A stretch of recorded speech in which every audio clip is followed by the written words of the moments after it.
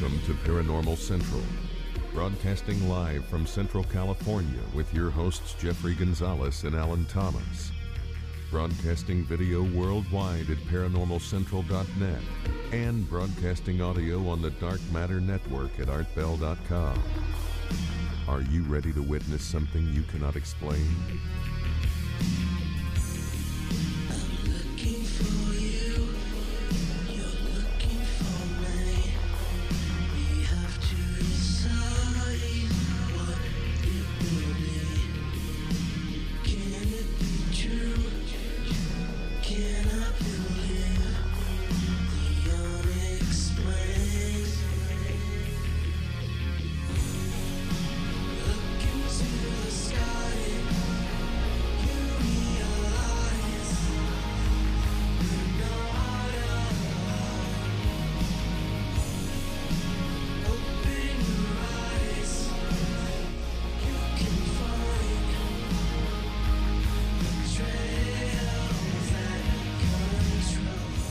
Hello everyone, welcome back to another episode of Paranormal Central, broadcasting live from the bottom left-hand corner of the Nevada Triangle in a city called Fresno, California. Hello, my name is Jeffrey Gonzalez. I am your host for the show. To the right of me is my co-host Alan Thomas. Hi all, how you doing out there? Thank you for showing up. Appreciate it a lot. We are broadcasting live HD quality video on live stream right now as we speak, if you're looking at us right now. There is another way that you can listen to us. We are being broadcasted on the Dark Matter Network at the artbell.com website. Yeah, you heard me right, artbell.com. The website is broadcasting our signal worldwide on the Dark Matter Network on their end. So you have two ways of listening and watching us tonight, either on live stream or through artbell.com. And we like to thank them over there on that site, Keith and Art, for allowing us to be part of their soon-to-be empire. Because Art Bell is coming back. Art Bell is... You should see what's going on right now. We'll tell you a little bit. He's tearing it up. Yeah. So, on July the 20th, be ready, because Art Bell is going to hit the airwaves once again, and a lot of radio stations are picking them up now as we speak. At first they thought it was just going to be the internet, but nope, everybody wants them, so we'll talk about that in a little bit. So all right, well, thank you very much for showing up. If this is your first time, we've been doing this almost now 8 years, and we are moving up, as George Jefferson would say. Things are happening to us, and we want to thank all the fans for that, because obviously without you guys, we don't have a show. We like doing this, and we are having a blast. I'm also the founder of a group called the Sanger Paranormal Society. Have been investigating the paranormal for over 13 years now, almost 14 now. And the heck is that? Stupid airplane again. Oh, we're going to talk about that. But yeah. But anyways, so I've been investigating the paranormal for over 13 years. I am just not a talk show host. I've been there, done that. Investigated, UFOs. Used to be part of MUFON. I used to investigate. I still investigate, haunted locations. Obviously, we go up and we search for Bigfoot, and so we do it all.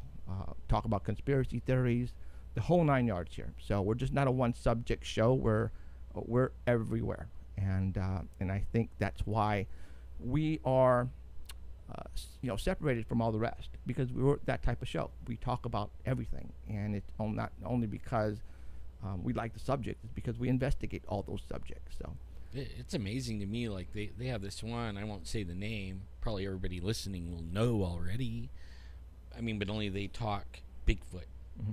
And they're popular. I mean, real popular. Even though they came out saying they lied about their own, kind of fibbing a little bit. And that's one thing we don't do here. No, we don't. Because if we had done that already, I think you guys would have caught us. Because we are definitely getting hit by the trolls out there, and they are watching us really hard. So if we make that one little mistake, man, boom, we're going to get hit hard. And luckily that in the past 7-8 years, that hasn't happened, because our the stuff that we talk about here, there's no reason to lie because, everything is factual. The stuff that we give you, the evidence, it's most of the time, I'm going to say 80%, is usually we get it. And we have people that'll come on to verify that they were there with us when this happened. So it's just not like me doing it by myself. I have other people with high credibility that's part of the team that can verify all this. So well, I remember back in the day, early days, I guess you could call it, where we would say things and we would just get slammed, and we were always waiting for that, and then one day, I don't know what happened, but now it's crickets. I mean, we come out with something new and present it, and we don't get any feedback. It's because we put up on the screen, either, we have the pictures to prove it, and we sent them to the Art Bell, and they put them up as well, and there you go. And, when we used to get all this stuff 3-4 years ago, we didn't have the opportunity like we do now to really show you guys what we have. Because, we didn't really have the fan base like we do now. No, yeah. So, we are still, a lot of the old stuff that we have, to all you guys, it's going to be new stuff.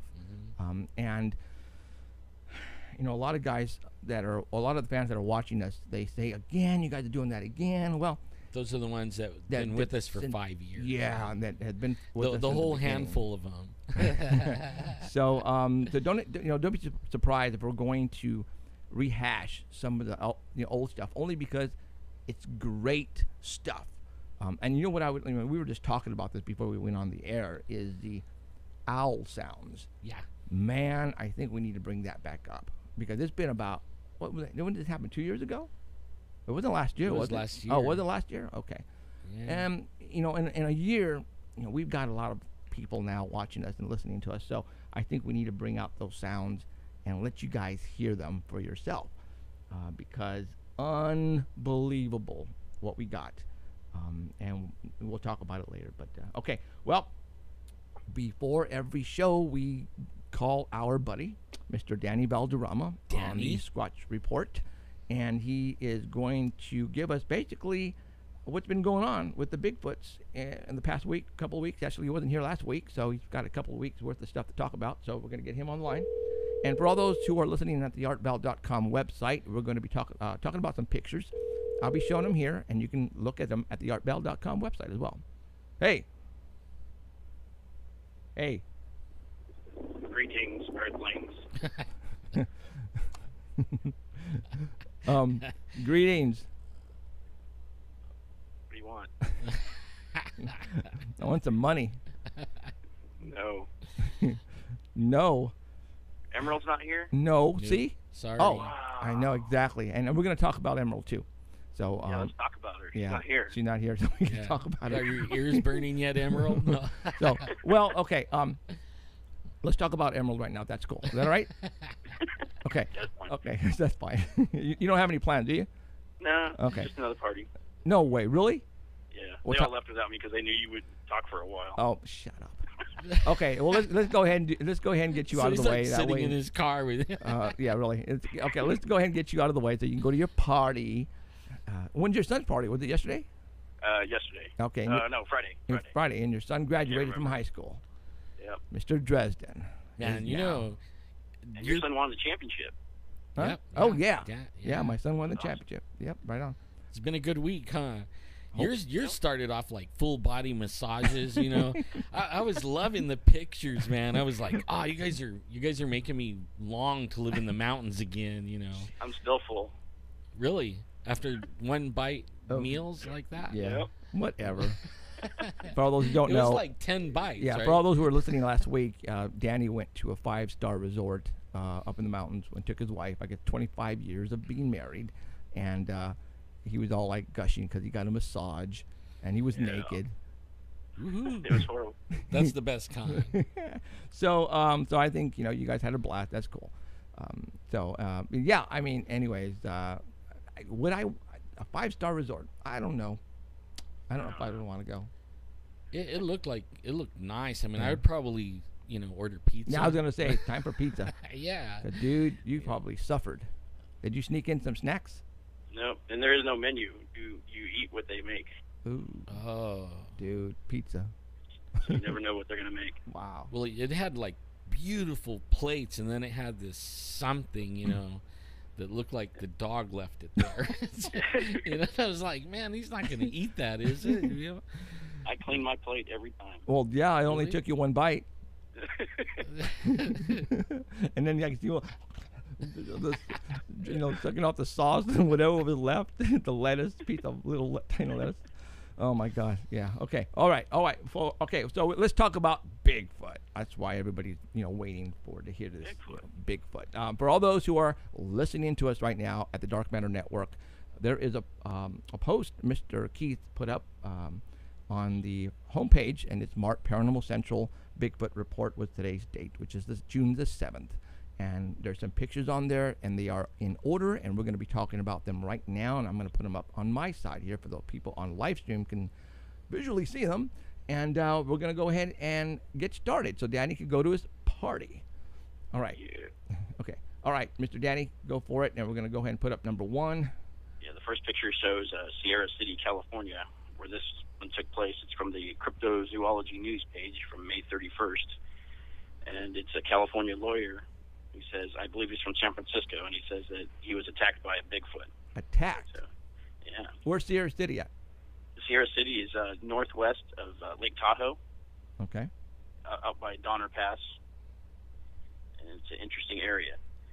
But I'll tell you the story first. Okay, go for it. A group of men claiming that a Bigfoot attacked their vehicle on a mountain in the Sierra Nevadas. And this guy's only calling himself High, H-I-G-H. He won't give his last name or anything, but he says that a group of his friends decided to go camping for a holiday weekend. It's probably Memorial Day, and they went camping at Diablo Campground. Ooh. Diablo means devil. Yep. So all these weird names up there, and they all have a name for a meaning. So they set up camp before dark and had a campfire, and were telling scary stories. And this guy, High, told them about an episode of finding Bigfoot that took place not too far away in the Lake Tahoe area, where a Bigfoot had come into camp in the middle of the night. And nobody believed him. Everybody went to bed. And that night they had a big old rainstorm, torrential rain coming down, and it cleared out most of the campground. The whole place they were at, when they woke up in the morning, there was only a couple of RVs left. So they didn't really have anything to do, so they drove up to the top of the mountain just before dusk, and right at sunset, they got to the top. And as they all decided to get out of the car and walk around in the forest there, and it was all dark, and they're talking about how spooky it was. So this guy, High, decided to try to scare them. So he grabbed a tree branch and he smacked it against the tree. And everybody was scared, and they got a good laugh out of it. And after they stopped laughing, something answered with another tree knock. Ooh. And they said it wasn't too far away. It's pretty darn close. So they all moved back to the car and got in the car because they didn't know what the heck it was. Chicken. But they knew what it was. So they got in their vehicle, and they started to get in their vehicle and tried to get out. The wet grounds from the rain made it hard to turn around. So as they were getting their car turned around, they said a large beast stepped out onto the road, and the car lights lit it up. And they could see a hairy face staring at them. And then it grabbed a rock from nearby, set about a melon-sized boulder over its head, and then threw it at the car. And the rock bounced off the front of the fender, and it left a large dent in there. And then when the beast roared, it's so loud and it scared them all, and he floored it. And he said he nearly hit the creature as they passed it. And he said they were screaming at it, and it was screaming back at them. They just came down the mountain. It doesn't say what kind of vehicle it was, but if it was a modern vehicle, I think if the rock hit it on the bumper, it might have set off the airbags. Those cars are pretty sensitive now. Right. No. But, this place that it happened, Diablo Campground, is pretty darn close to where Justin Smeha says he had his incident with the two Bigfoot. Ooh. The two that he killed. His was near Gold Lake, and it was actually Haskell Summit where he had his incident, which is just on the other side of the road from where this is. And these are, and actually too, Clipper Mills is the next picture that you show is the map, and you can see number 8 on there is the actual campground. And then right across the road there, to the right-hand side, you can see where Haskell Summit is, where Justin Smeehaw was. And then if you look to the left, you can't see it, but Clipper Mills is on the left-hand side, and that's where Ben and Susie Hedrick recorded that longest Bigfoot yell from the back of their broken-down camper that they had. Right. Oh. So I that's always wondered all where that roughly in was. the same area. Okay, so I'm looking at the map. Can everybody see the map okay? Because it's over to one side. Is it okay? Is it coming up all right on your side? I don't have it yet. Is that yet? Okay. Okay, explain to me what number is the Diablo Canyon? You might be able to Diablo roll Campground is into number that. 8. Number 8. Okay.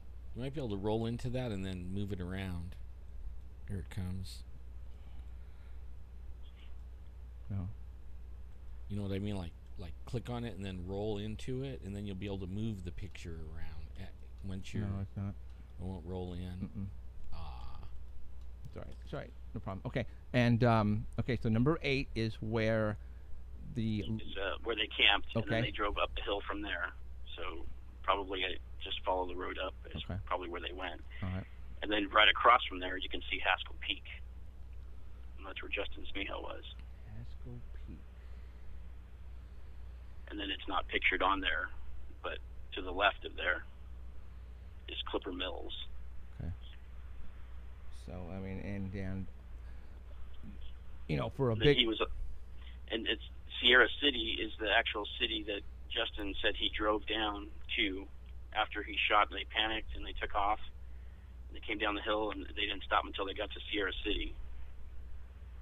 And they stopped at I guess a gas station or something there. So that's all roughly in the same area. Yeah, it is.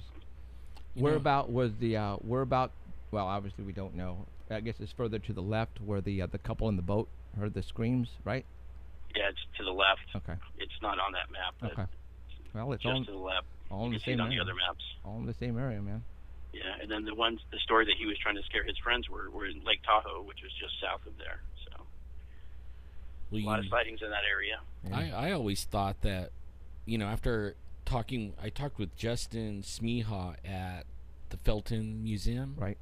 Me and him sat down, you know, and we just talked about both of our experiences, and I believe him. You know, I mean, I was looking in his eyes, and we were only like, 2 feet apart, and you could see that he did something.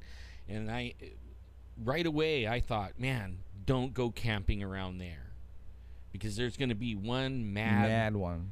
yeah, No or wonder. two, And that's like gonna be what this one is. I know. like the mate to the mother is gonna not like humans, and the baby that watches mother and his brother or whatever Right. get shot. Right. Those two are gonna be wild animals, and you don't want to camp there, Right. because they're not gonna like nobody. I can guarantee you that. Okay. Well, I'm not going over Could there. be that one. Yep. It could be. I mean, if he's throwing rocks at cars, that means he don't like people. And they're lucky they got out of there. Could you imagine if, like, it got stuck like we Right. did? Right. Oh, man. Okay. Picture number 3. This one is the one that everybody's been talking about all week. It's from MichiganLive.com. Happened on June 2nd. This is by Heather Jordan, and it's from Worth Township, Michigan. Sanilac County officials have not yet determined how a horse was fatally injured. And this horse was it's just a 5-year-old gelding named Bo. It's a show horse, and somehow it was attacked on Sunday, May 31st, around noontime, they say. And they're asking all the residents around the area to be vigilant and report any unusual activity. And the official police statement at that time said a full-grown horse was attacked and killed by a large animal. Please be vigilant and watch your animals and your children outside. And then by Tuesday, the Sanilac County Animal Control Office, Jim Madsen, said that it's not entirely clear whether an animal attacked the horse, but we haven't ruled anything out. And he said there is a possibility that there's something out there. Yep. And he said that it's also possible that the horse might have injured itself. And then later on during the week, they did issue an update, and it said that a cougar attack has been ruled out. That was one of the things they thought, like a cougar or a bear. And they said the cougar attack has been ruled out. And there have been reports of a bite on the leg or a scratch or something deep on the leg, on one of the back legs that possibly made it bleed out. But they're not giving a lot of information of what exactly happened or what kind of injuries that the vet saw that made him have to put the animal down. Right. I'm sure whatever it is that they're keeping it hush hush, because there's no way they're gonna, we had a Facebook friend. I'm trying to find it right now. Ruling out the lion, that leaves only like one other thing besides a Bigfoot, and that's a bear. Oh. I mean, yeah, and once there have you been rule out the bear lion, sightings in South Michigan, and this is where this happened. It's kind of like where the thumb is on Michigan. It's kind of like towards the middle. And I checked the area, and in this area there was a Bigfoot sighting, and it was in 1987 though, and it was a 5-foot tall one, hunched over. He said it looked more like a monkey than anything else, and not like anything that he's seen in pictures or videos. And the county just south of this county has 4 sightings, and the one north of it has 1 sighting. Did you check like Dogman sighting? Isn't that up by Dogman area too? Yeah, that's all Dogman area, that whole area. So it could be Dogman. Yeah. Who knows? Those are meaner than a Bigfoot. Well, it's that information. It's going to be suppressed, right? And it's not going to come out. So what we have right now is all we're going to get. All they're saying is keep your kids locked up, because whatever's out there could kill a horse, right? And bring it down. The owner says that she thinks that her bow was attacked by something, but she doesn't know what. And she said that the vet told her, as far as coyotes, he doesn't think so because of the severity of the wounds. But they're not saying what type of wounds. Right. Well, coyotes, we had a horse and some cows attacked on my ranch, and the coyotes pull the ears off, and they take little nit bites, all over, and usually once they get it down, then they start ripping it up, you know what I mean? But it's not deep. They get to the throat, and they just chew the throat all up. Yeah, I think you're looking for Tony Plesha, who was doing some research on this too. Right. Yeah. He hadn't found anything more either. Yeah, he does. Just something on a gash on the back legs. Correct. Caused it to bleed out too, but I don't know. They said it was like a straight line, or he was saying that it was like a straight line. I hadn't heard that before. Okay. If it was a straight line, maybe a satanic ritual or something. And this is a show horse, right? Yeah, it's a show horse. You know how deep you have to go to get? You know how deep you have to go to get an artery to bleed out? I mean, that's what I'm dealing with, and the artery runs right next to the bone. And you imagine a horse on the back end, the muscles are huge, especially a show horse. So whatever it was went through a lot of muscle tissue to get all the way down to the bone where the artery is. And if there are no other locations of injury, then whatever this was knew exactly where to go. Right, exactly. And now let's talk about that. Would an animal know exactly where to go for a main artery, down right there? I don't think so. They only know the throat. Then I'm thinking something with high intelligence. Right. I don't know. I mean, why would a Bigfoot kill it? Getting spooked. Yeah, well, why would a Bigfoot? Well, he didn't eat it though. Maybe something came out and spooked it away, because they don't. I mean, a horse is big. You just don't drag it off, But we had a horse killed by a mountain lion, and it drug it almost 300 yards. Okay, why not maybe a possible alien mutilation type of? Could. I'd be interested to hear if the horse had its hair braided. Yeah. Yeah. Well, the braid of death. Well, before, when we talked about braids and horses, and we always thought Bigfoot. Right. Then when I started, actually with my wife, Cheryl Diane, whatever her name is, started reading on leprechauns and fairies and stuff, they're the ones who actually braided the hair on the horses. That's actually in a lot of these books. Whoa. They're the ones who braid the horses. Well, that's interesting. Okay, so maybe before we just assumed it was a Bigfoot because we assumed that, you know, when we talk about gnomes and fairies and leprechauns and stuff like that, you know, you're basically thinking I'm smoking crack when I talk about that. But all of the books specifically say it, that they're the ones who braid the horses' manes. Man, that's cool. That weird? And when she Yeah. told me that, I went, what? so there you go. All right, next picture. All right. And, next picture is from the Bigfoot researchers of the Hudson Valley. And this was taken on May 27th. Rochester, New York is the site of this track where it was found. And the researchers there are studying a large clan, they say, that lives there, and they gift them regularly with food. And they're not saying exactly where this is because it's their research area. But they say many times they only find one footprint, and the reason for that is unknown to them. But every time they usually just find one. And if you kind of look closely at this, I'm not saying they faked it, but The thumb. it kind of looks weird to me at the bottom where the heel is. That's pretty On the picture that I have, it's not really high resolution, so I can't really tell. pretty round. It looks like it has 4 lines that run vertical, kind of like somebody put their knuckle down there, their knuckle, to kind of make the print look bigger than it actually is. I see 4 lines on my picture. I don't know if you guys can see that on yours, or if it just distorts if you try to Well, make it bigger. you know, the footprint or whatever you want to call this, I'm looking. Take a look at the thumb. Well, So you could roll in on that one. yeah, I'm pretty sure. yeah, and which I did. But what I'm getting at is when. Oh, never mind. Okay, never mind. I thought this right here was also an appendage of some type, but it isn't. Oh, I see what you mean, like a kind of a thumb. Yeah, but no, we got 1, 2, 3, 4, 5. You know what I'm saying? Right away I thought that was, but it isn't. Yeah, but only now if you study Nephilim or whatever you want to call it, yeah. the Indians, they would go how, because they would count. You mean Oprah Winfrey? Yeah, there would be 6 digits, and the Giants are known to have 6 digits, and there, a lot of people researching Bigfoot and stuff are saying that nobody really counted, but if they did, they would find 6. Even though a lot of the tracks we find only have 5. Yeah. You know, I don't think we ever found one with 6 yet. No. But we have only found 1 print.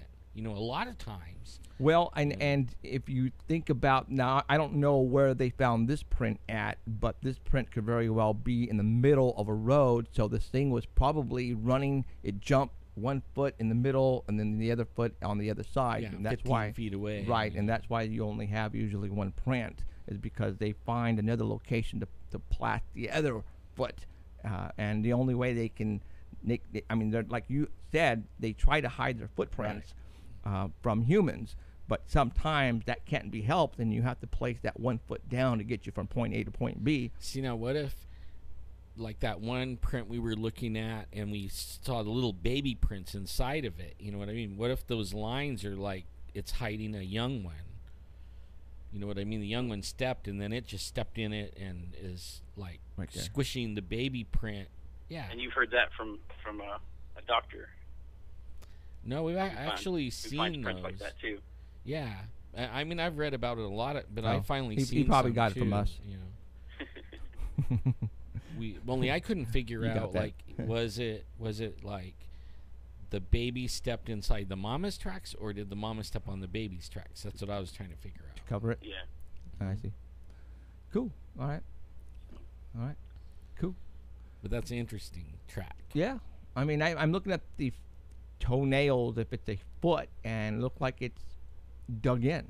You know, like the nails are actually, I don't know. Yeah. I mean, who knows? Okay. Now, if they would have found like 4 or 5 or 6, and if they would have been close together, then at that point in time, I'm like going, well, I don't know about that. But if you find one, you know, if somebody's going to hoax something, they're going to put out more than one. Right. But when you find one that tells you, if you're a Bigfoot investigator, then you think about the past and what you found, and while investigating, and now you're really thinking, well, wait a minute, this might be real, because somebody who's trying to hoax something doesn't know about, you know, 1 footprint. They're going to leave 4 or 5 going across the road. You know what I'm saying? Right. You know, 3 feet apart, which is not what a Bigfoot does. No, the norm is only finding a couple or one. Right. When you find a bunch, then it's like, whoa. Wait a minute. Wait a minute. Even if you watch Finding Bigfoot, they freak out if they get a trackway. Right. You know, I mean, they totally. That's like, you know, Single file. oh, that's a trackway. And they're obviously getting good evidence if they keep going back. right. So okay, very cool. All right, let's go to the next one, and that is picture number 5. Next one's from Howland, Ohio, and this was from BigfootDaily.com. Okay. Howland, Ohio. Kind of weird. And this man claims that he was encountered and photographed multiple Bigfoots while he was on a hike with his dog. And this was in Trumbull County. And he says he was able to get 2 pictures.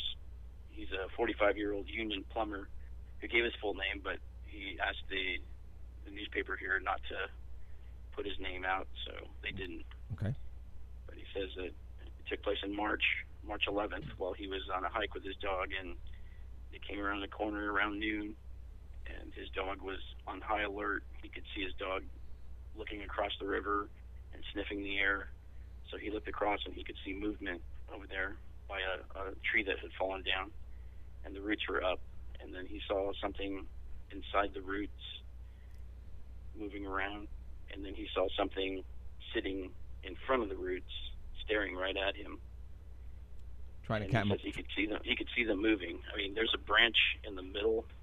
Okay, that touches the river. where am I looking at right now on that one picture? It's kind of hard to see, but there's a big branch that comes down right in the middle of the screen. Got it, right here. And then you go halfway up, almost to the entrance of the cave that's on the right-hand side. Okay. And there's supposed to be something sitting right there. Right there. Okay. Right where the branch is. Okay. Oh, I see it. And is that like a cave, or is that a fallen tree?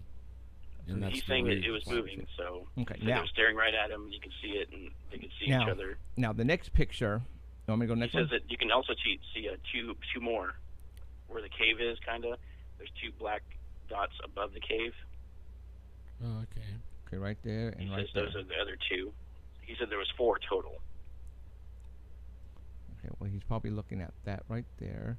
There's and 2 that right there. darker objects at the top. Right. Almost to the very top. Yes. Try scrolling into that. Yeah, I did. And I can't. Just starts. Yeah. But it's a cell phone picture, so you're not going to get right. high resolution. Okay. But he says his dog was scared, and they could both see the movement on the other side of the river. Cool. And he said there was 4 of them. So he pulled out his camera. He was trying not to look at them. He held his camera up and took pictures, and the next picture is the actual picture from his cell phone.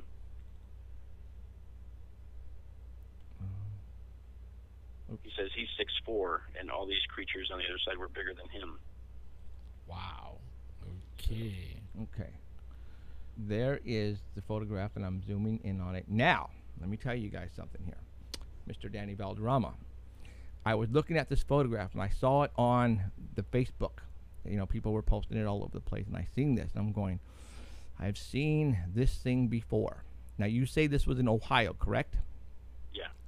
Do you guys remember we had somebody on, I think his name was Jim Williams, and he was going down the highway, and he had his son with him, remember? Yeah. And then Big rig?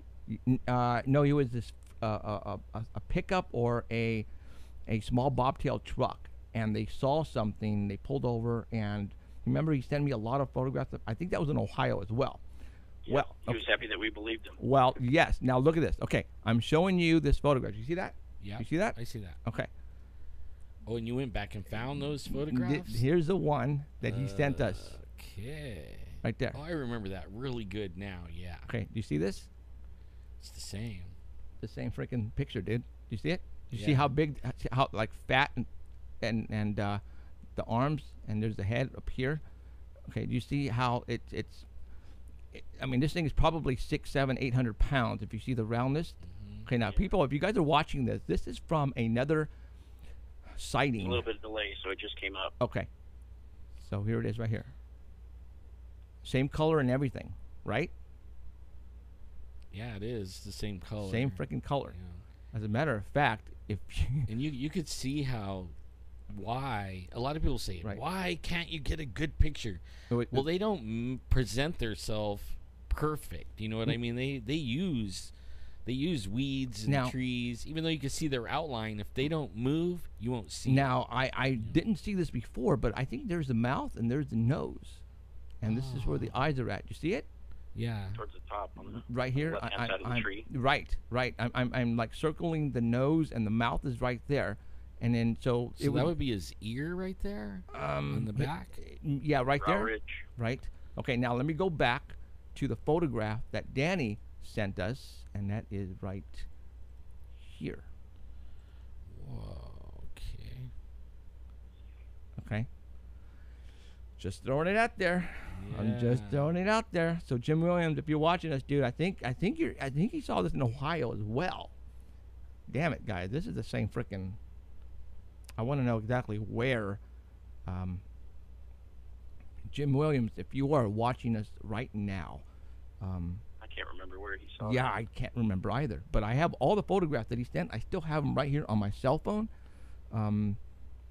Jim Williams, if you can go to my Facebook wall right now, because I know you're a friend of mine, and message me. Everybody in chat saying go full screen. Don't do that. Oh, I'm sorry. Do I got you on the? Gosh dang it! I Yeah, apologize, you guys. I'm split so screen. sorry. I'm so sorry. Oops. Okay, there you go. Thank you for letting me know. But sometimes, like, I forget. They said the picture was they're saying taken in Oklahoma. Oklahoma. And nope. Which one? The I think the one that Jim Williams. Jim Williams. In Oklahoma, rats. But okay, so but I mean, I'm looking. You know what looks to be the same? I don't want to say the same, but Well, I mean, if it's the same species, it would look the same everywhere. Right, And it doesn't right. matter where you are. But for those who are looking at it, this is the one right now from Ohio, and Jim Williams. I'm shooting this up right now. It's not as pronounced as Jim's picture, but Right. Right. But there's Jim's right there. See, even David Rigosa has taken some pictures that look just like that. I mean, identical to that. Can you guys see the face right here? You know, like here's the flat nose, and the mouth is right there, and the eyes would be behind this piece of twig branch, and the that head. looks like it's on all fours type. Right, and it's actually it's kneeling down behind. It's trying to hide behind this tree, and here's the Kinda like head. his arms are touching the ground, maybe. Right, and well, here's his. It's the Jim the Williams. shoulder. It's pic, kinda right? turned. Jim Williams, right? I think this Jim Williams. Jim Williams. That's what they're saying. Mark in the chat is saying Jim Williams. Yeah, Jim Williams. See, but that's pretty. that's pretty dang close, guys. So I just wanted to bring that up. That two different people, two different states. See, I have some pics that So let's David go back. Rigosa took of the same thing, just like that, and it was walking in it. As soon as he busted out the camera, it sat down like that and got real. But I mean, it looks identical. You know what I mean? Like the weeds and the trees and how it sits down and gets all Like- hunched over, right, kind of like a trunk. Yeah. Of a dead tree or something, like Mhm. it's trying to camouflage itself. yeah, in the wide open. Right. And I bet if you weren't Oh, shoot. watching it, you wouldn't be able to see it. Right. So okay.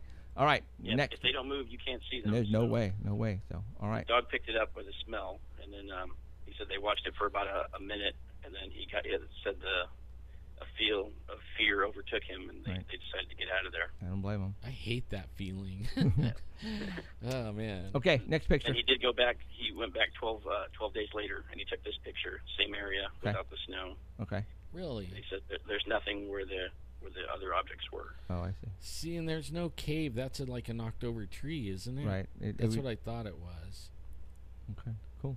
So, And yeah, people- they said they made some kind of shelter out of the roots from the tree Ah. that were there. And- And in May, 2 hikers claimed to have a similar sighting, and it was only about 15 miles south of where this place is. Awesome. So people, look at what we're looking at here. We're not looking at the mountains. We're not looking at 10,000 feet elevation. We are looking at ground floor Flat, level, yeah. flat lands, guys. So Bigfoots are not only in the mountains. I'm telling you guys right now. They're in your backyard. Absolutely. They very well could be. They could be in depending your on where shed, you live. in your shed in your backyard, and you don't even know it. Next time you Your go, wife. next time you take out the lawnmower. I mean, that's something we've been investigating recently. Is how close do they live near you? Yes. You know? So All right. Is that it? That's it. All right. Go to Man, your good party. stuff, Danny. Go drink. Stop making meth so your wife can get better. No kidding. She is barely I think she was poisoned. Really? That's what because she went to the doctor finally on 2 days ago, on Friday, because she got an ear infection, and she went to the doctor, and told him the process and how she got sick from point A to point 3, point A to point B, how in between, and he says that's not the way this whatever sickness she had, a regular flu or whatever, it's supposed to go, and it didn't make any sense to him. So he just gave her antibiotics for the ear infection, but I think she somehow got some type of poison in her, and I don't know from what. I'm thinking maybe a spider bite, or I don't know, because she even said that too. I'm divorcing your ass because I don't want to die. So yeah, I mean, I don't know. If I was there with him, I would have had him draw some blood and see what was in there, because what she had is it's weird. I don't know how she got that, and I've never seen her this sick ever. So, all right, dude. All right. Thank you very much. Go and party and have fun, and please don't kill anybody on the way home. I'll try not to. Okay. We'll see you later, All right, thanks, Danny. Danny. See you next week. Bye, guys. All right. Okay, we're going to go ahead and get into it right now. Now, for all those who have been... See, now Diane, or Cheryl or whatever her name is, yeah, she was saying that you actually lucked out on the deal here because she doesn't have bionic hearing anymore. I'm hoping that's going to be the case. Because when I cut one, she's not going to be able to hear anymore. But we know, like, we sit in here, we're like far from her, and she'll hear something, and then we get chewed out later. Dude, I'll go like this. Cheryl told me no. All of a sudden, what? What'd you say? Oh man, I could have sworn I whispered that. Yeah. And I'll go like I think this is her pen. Watch. Was that my pen you dropped? She's gonna kill me for that, you guys. I swear I'm dead, man. Yeah, let me read chat here real quick. No, you're dead. I'm dead. Damn it. Okay, let's get into it. All those who have been actually watching the media on television, it actually made world news. Airplanes, and actually it was a student at a high school somehow, and I didn't read the whole story, but she or he did some research because he or she noticed a Cessna airplane flying around her town or her city, and it would be flying for hours and hours and hours in circular motion around certain areas for hours and hours, and you can hear it. Well, ladies and gentlemen, here in Fresno, California, we have such an airplane, and I've been watching this thing for about 3 or 4 years now. Easy. Okay, and you've seen it. I've seen it. Mickey Burrow, our forensic expert from law enforcement, has called me and said, Jeff, I see this plane. It's been flying in circular motion around a certain area, and its lights on the wings flash on like this, off, on, like this. And it flies all the night. Yes, and you can hear it. Yeah. I remember 3 years ago, I was out in the front yard, and I was scared. My son was upstairs asleep, and Cheryl Diane, whatever her name is, came out in the front. And I said, "Look!" And at that point in time, I was really getting into the underground bases, and I was scared. And I'm going, is this like a remote control airplane, and they're gonna fly this thing into my house or something? I was scared. That's how scared I was, because this thing was doing circular motions around my neighborhood, around my house. I was dead center. And I was telling people this, they are monitoring me, and people were saying, okay, where did you get your crack this time? All right. Or your meth, or whatever. And I couldn't prove it, right? And then all of a sudden, this came out on social media. I mean, everybody was talking about the FBI and having these airplanes in just about every single state or every single city. And this is how they would go and monitor areas with whatever that is placed underneath the airplane. Now, I'm going to show you real quick. And now, the reason why we're getting into this right now is when we were filming the TV show here in the studio last month, we had no. It's been a couple of months. We had Kathy Strain and her husband Bob Strain in here, and Bob was sitting right over there, and this airplane was flying around the house or around the studio It was messing up our audio. And we had to stop and we had to wait. And I was telling Orlando and Philip and Bob, this is the airplane that keeps flying over our house. And I think they're listening to us. And obviously, all three of them looked at me and going, dude, again, you're smoking the crack. Right. Because, you know, why would they be doing that? You're stupid, Jeff. So. Well, do you know that we have sky watchers? And like, I haven't done anything yet this summer, but every summer we group our sky watchers and we pick a place, and we don't like doing it in advance. You know what I mean? Like, right. We don't plan this like 2 weeks out. Right on the usual night of, I'll get on Facebook and say, Skywatch, you know, everybody message me that wants to go, and then we'll pick a spot and go out there, right? Well, that plane sometimes is out there around and around. We'll sit out there 3 or 4 hours. That plane's going around and around.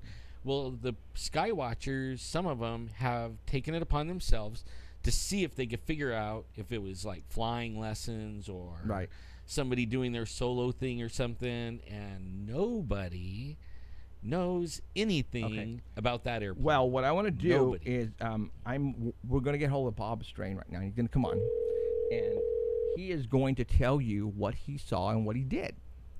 So this is literally going to be coming from the, I don't want to say horse's mouth, but pretty close. Pretty close. Hello? Hey, Bob.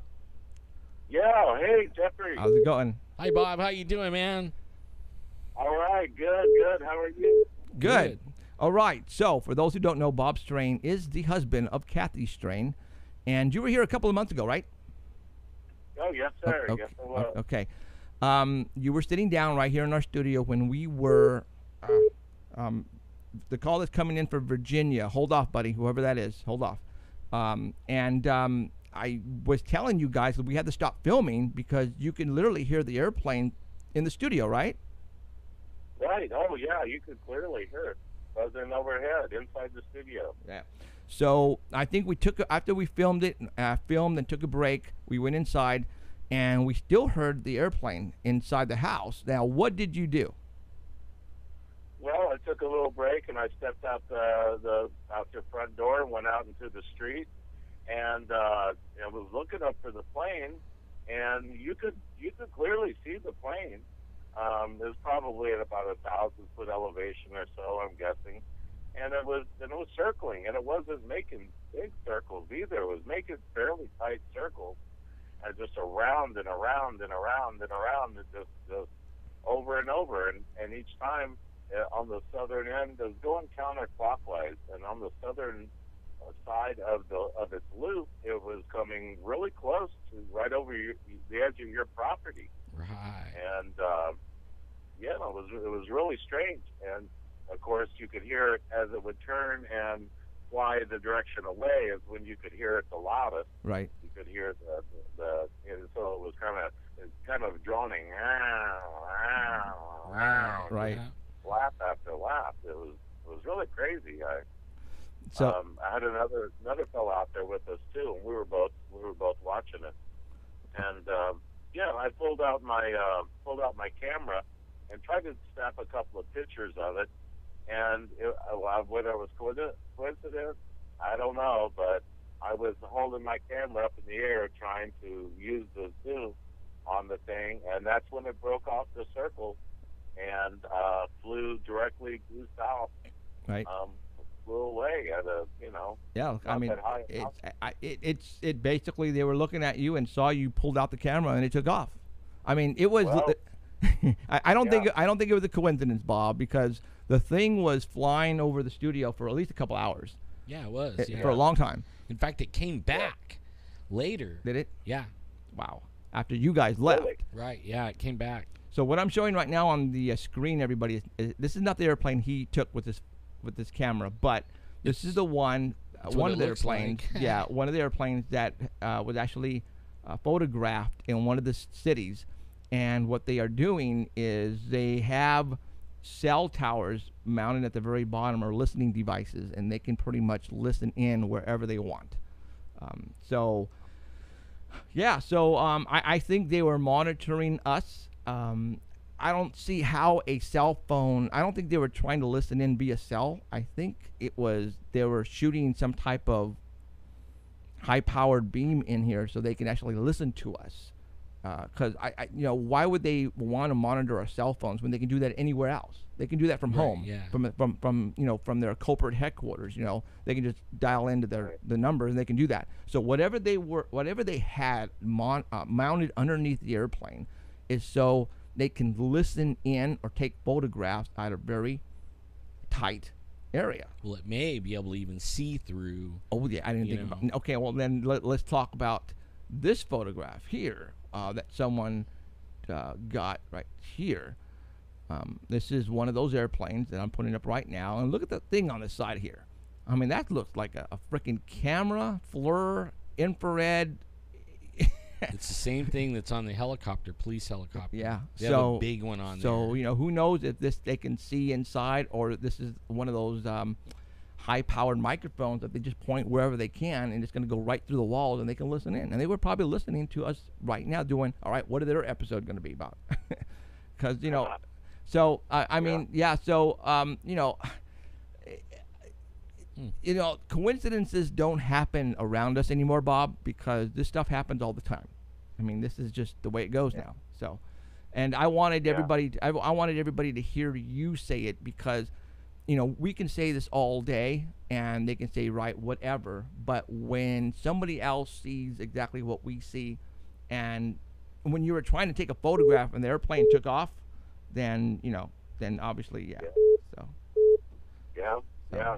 Oh, I'm sure they could see me. I was standing out in the middle of the street. Right. I stepped out so I could get a good view of it. And if they were looking down at me, they could clearly see me. Right. Looking up at them. And I was holding my camera out in front of me. And they went, oh crap. Yeah. That's awesome. So okay, all right. Well, verification right there, you guys. Just to let you guys all know, we're sometimes more than just us see this stuff. Oh, yeah. And I wanted you guys to hear it from him. So, all right, Bob, thank you very much for coming on and letting everybody. So, thank you. Thanks, Bob. We'll see you later, man. We'll do some Bigfoot. Thank you. Do some Bigfooting soon. Right. So, okay. So again, the FBI is flying these small airplanes around in different cities, and why? They said listening on cell calls, but I just don't know why they would be doing that when, not unless that it picks up all the cell in the areas and is picking out certain words, and that's how they're, maybe there's a drug area and they're looking for the word, whatever, crack, meth, or whatever on their cell phones, and this is how they're busting them, but I tell you guys, these airplanes, or this particular, I don't want to say this particular airplane, but the FBI is flying their airplane around my neighborhood, around me actually. I'm dead center. and it's like, really, guys?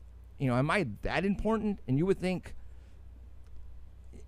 Jeff, you're just a loser talk show host, but the information and the facts that we have and the evidence that we have now about what's going on in Fresno puts us on that list. Well, what we talk about here and on shows and stuff like that is not necessarily that, damning, I guess you would call it, but only what we talk about after, or making plans for the next investigation, or seeing if we should even talk about this on this show or not. And I mean, sometimes we get really deep. Yeah, we do. And sometimes this deep underground kind of stuff, talking about underground stuff.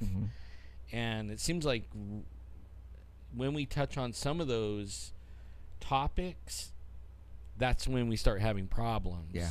And man, Jeff spent a ton of money on this stuff, and there should be no problems. Right. We have high quality stuff in here, guys. It's not like we have a laptop and that's what's running all this. That's not the case. We have the top of the line stuff in here, and like one of the highest or the biggest or the widest cable, Wi-Fi. Oh well, yeah. I mean, we're like 100 meg. I went and purchased 100 meg for our server. I mean, that's what we're shooting you guys at right now, the 100 meg. And not only that, but I spent a couple of grand on the computer itself, on the tower. We've got a gaming console in here with all the whistles and toys and whatever you want to call them. And then we got, you know, a sound, yeah, you know, USB sound board and everything is high. And they can see his microphone. Man, since he put that microphone, his voice is really rocks out. Yeah, I mean, I sounds good. This is one of the top of the line where basically the radio people use, and I had to step it up because the other one just wasn't cutting it. But so we have to if we want to go. If we want to bring you guys what we want to bring you, we have to have the good stuff. Right, we got to step it up, and that's what we're doing here for you guys, at our expense. All right, so. There you go. So, all right. So, you know, these planes are circling around, and they have been doing that here around my neighborhood, around my house, for a good 4 years now. So that's how long I've been, I think, on their list. Let me tell you also what happened. You know, I have, because of what we do, I have all the toys. You know, I have the EMF detector. For all those who don't know what that is, it's the little gadget that you see on taps, and it has the green, yellow, red LEDs. And if you get a high EMF, you know, AC power and function, and you know the lights will move and all that kind of stuff. I was out sitting in the front yard one day, and for all those who don't know, I purchased this 8 years ago or 7 years ago, an ambulance, and I have, I know, Ghostbusters, but it's an older ambulance, and I tricked it out on the outside only, 1985 ambulance, and had it parked out in the driveway, and it's been there for a while. And I had the EMF detector, and I was sitting out there sky watching, had the telescope out and all that kind of stuff, and I, just for the heck of it, I decided to get the EMF detector, and I did. And I walked over to the ambulance, and I started walking around it. And as soon as I got right around the engine, it pegged. It started pegging. I'm all, what the hell? And I walked away from the ambulance, and it stopped pegging. I walked toward the ambulance. And you guys have to understand, this is 1985. There are no electronics in this thing. This thing is like old school. The only thing that was electronic in there is obviously the battery and the chip in the distributor cap. That's it, right? Yeah, just it's that. Instead of points, it has a chip. The chip. And I didn't have any other electronics going on in there. This thing was pegging, and I would put it right by the wheel well, and it was like, it would go all the way, just peg, you know, red. And I'm going, I moved back, and it pegged red. I'm going, what the hell is this? So after about 3 minutes, it stopped. And I walked all around the engine, and I couldn't get it to do it anymore. It completely stopped. I'm going, are they freaking bugging me? Is there a bug in here? So I got underneath. I started looking everywhere. I looked underneath the engine, opened up the engine. It was like at 9, 10 o'clock at night. I couldn't find anything at all. And I'm going, really, you guys are doing this to me, right? And it was, you know, you're going, well, there was probably some other interference. No, there wasn't. It was in the driveway, and there was no other vehicles around it, and this thing was pegging all the way to the red right around the engine. You follow me?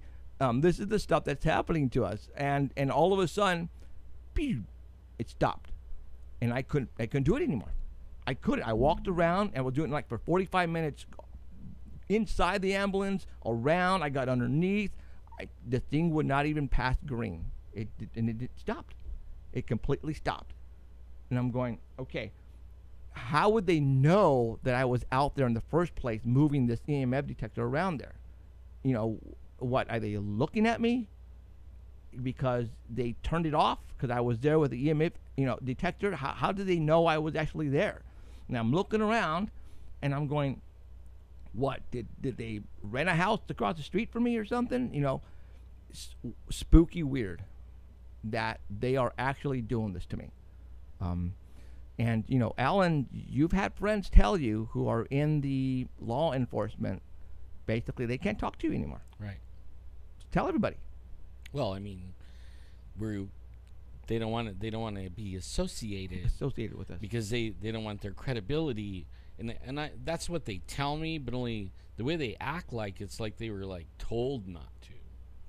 They never said that, but only, you get an email saying, bye, see ya, Oh God! like send me a message on my birthday saying happy birthday, but other than that, wow, we're not talking. That is, and I always trip out because Mickey, yes, works for the same guys, right? But only they don't mess with Mickey. No, they don't. But only then Mickey is really careful about what he talks about and says too. Right. These guys might not be like that. You know what I mean? They might say, "You won't believe what." And then get told, bad boy, don't talk about that. Well, I think that if Mickey tomorrow would stop communicating with us, then that would be big time news, because he's already been on Monsters and Mysteries with us. He's been all over the place with us, so he's now associated with us, and he's watching his P's and Q's. Yeah, he is. Okay. Yeah. And maybe that's why they're really not messing with him, because I'm sure they're watching him.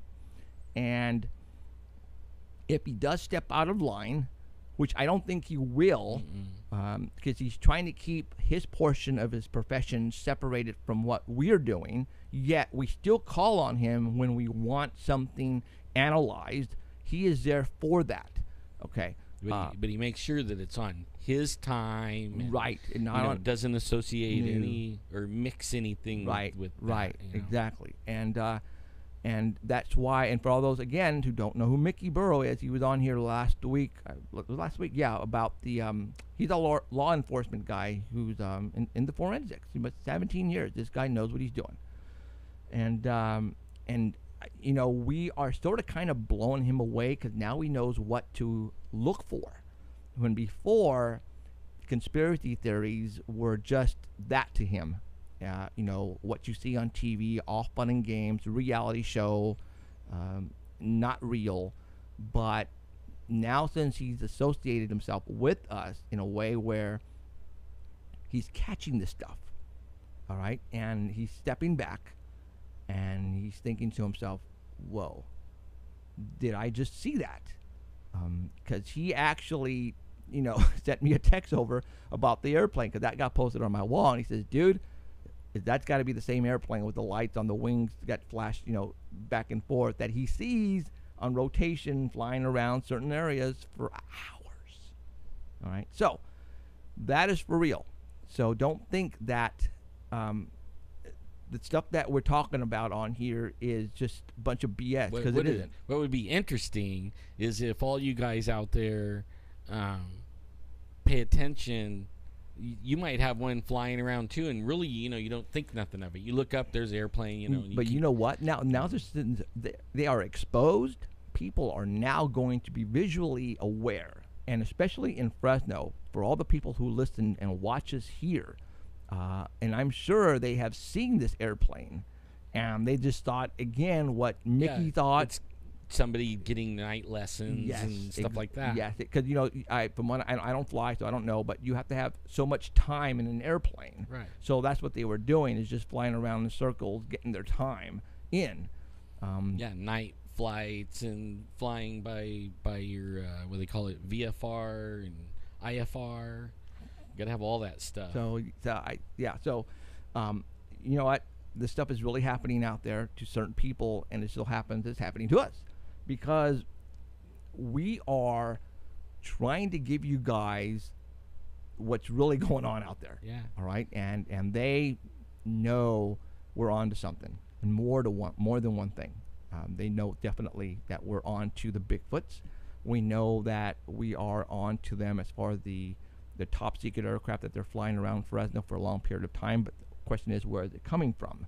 And we have mentioned north of Fresno, and so let's talk about north of Fresno, since I just brought that up.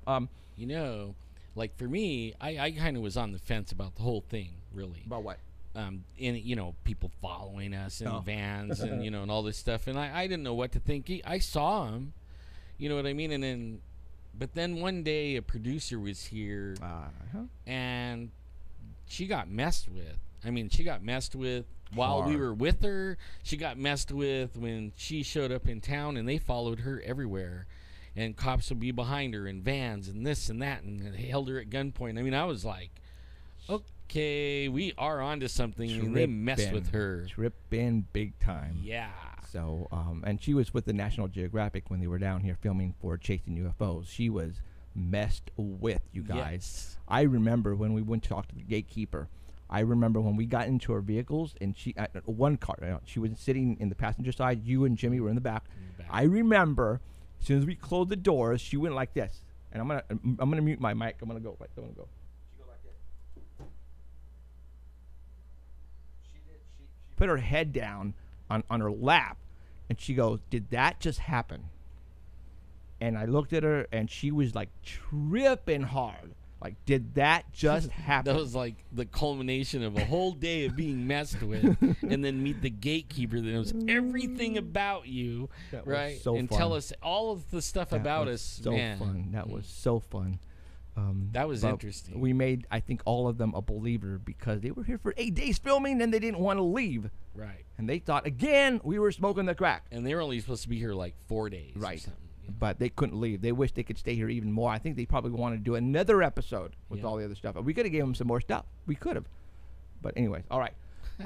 Since I mentioned about the North Fresno, I got this message, and this was a long time ago. This was I think right after Chasing UFOs. I'm going to show you and I think we talked about it very briefly here 3 years ago.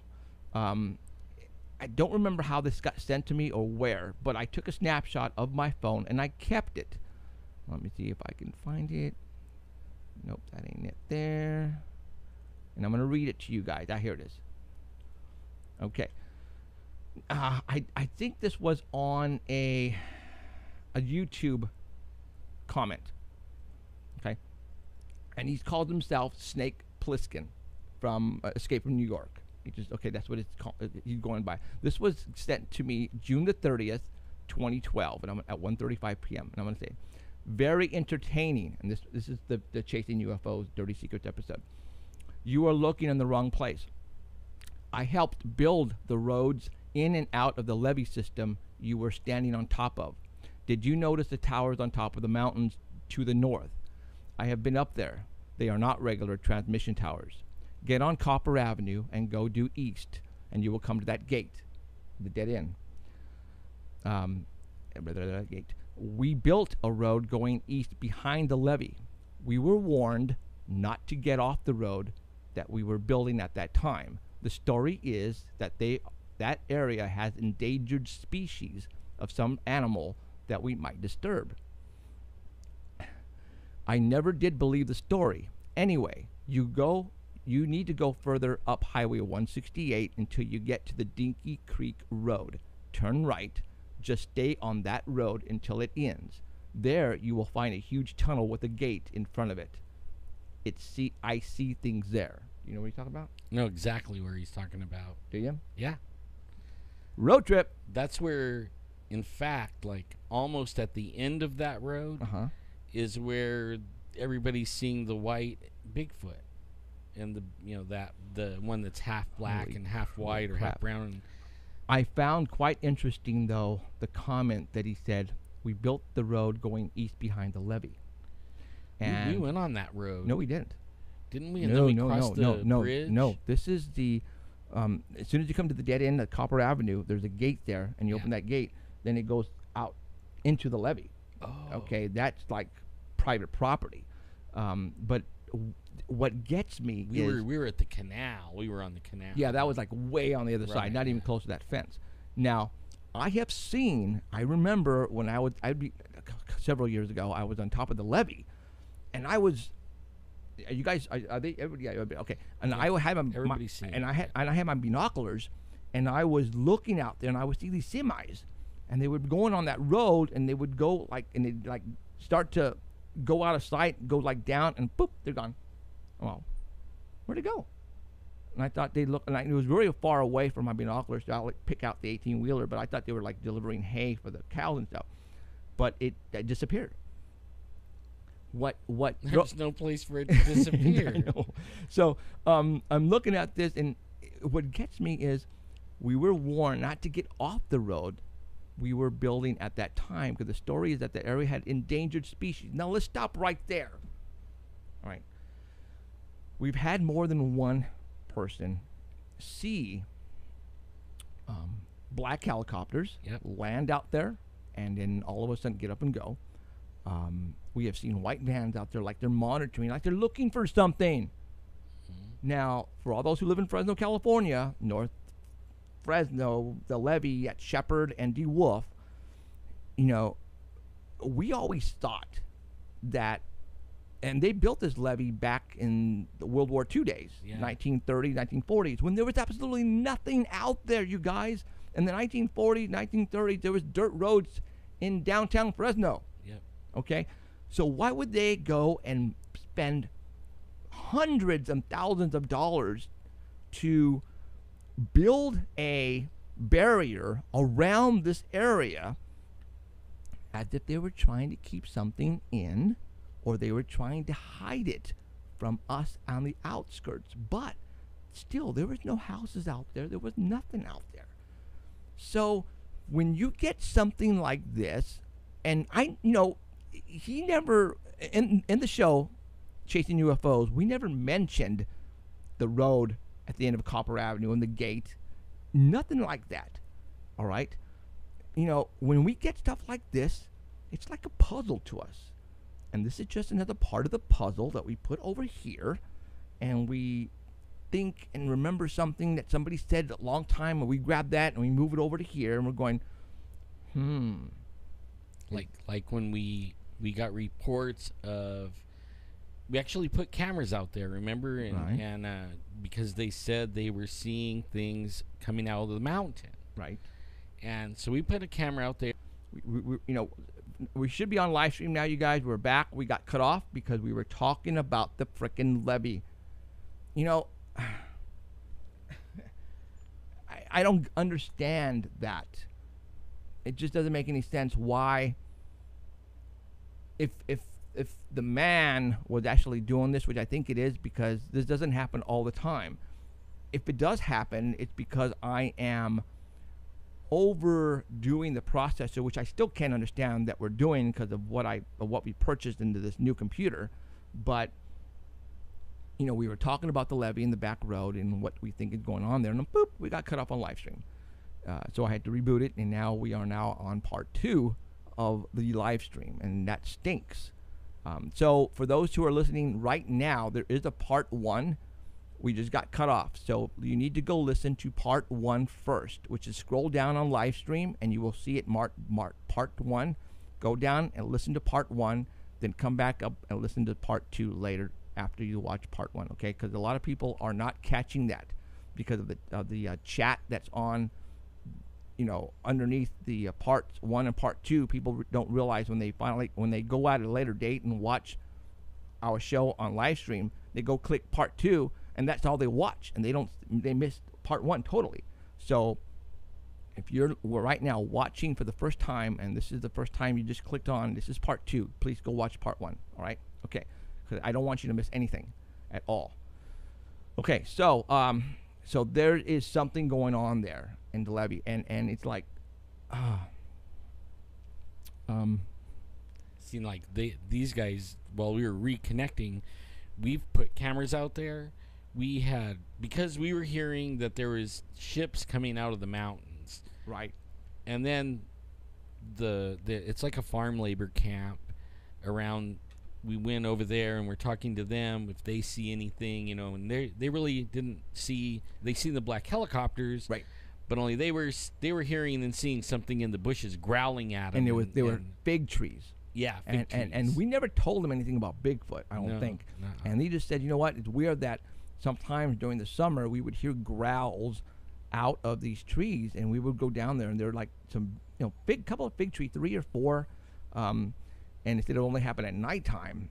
And I looked at Alan, and Alan looked at me, and we knew exactly what it was. Well, we're assuming that it was Bigfoot, but creatures coming out of the ground. I mean, endangered species, according to what they told him. Yeah, but why? It would have to be like something detrimental to their health, right? Don't go off the road. You know, like you might run into a creature, but why would it be so bad? Unless it could hurt you. You know, that's why stay on or eat you. Right. Stay on the road and you'll be fine, you know. What if, like the comment you just made about the chemical, what if there's radioactive whatever it is out there? There could. Remember the pictures of the drums that those guys found out there? Right. And then they were non-believers. Okay, they were absolutely non-believers, and they were out to prove us wrong. Right? And they went out there. They're like, yeah, these dudes, you know, we're gonna show you, you know. And they took their cameras and they went out there, and the first thing they find is some drums, government drums, with chemical stuff in them, and Black Hawk helicopters taking off. It was dirt samples in the drums. Yeah. And they had tags on it for testing at some type by the government, right? And they found that. And then I remember, I forgot his name. I can't remember. He was riding his bike out there, and he called me. I was in Morro Bay, and he called my 24-hour hotline. He goes, dude, I'm riding my bike out here at the very last end of the levee down here where you can go. And this Black Hawk helicopter came out of nowhere, 20 feet off the ground, you know, flying along the ground, and all of a sudden it comes and it stops and it lands way out there. And he says it's there for a while, then all of a sudden it goes up and then it circles with a spotlight, and then boom, it takes off to the mountains. And I'm going, really? And that's not the first time that has happened. Well, that guy, he was dead set he was going to prove us wrong. Yeah, absolutely. I remember he would be like sending me emails, making fun of me and stuff like that. And Ledbetter, Joshua, is that his name? Yeah. At the time when he was married to his wife, they were both out there, and he called me because they were out sky watching at the very top, and he says, Jeff, there's a Black Hawk circling out here with the spotlight on, and he's giving me a play-by-play, and he goes, dude, it just landed. I go, really? And I go, yeah. And he actually took video of it, but because of the long distance, and I think he had his video camera, but it was still long ways.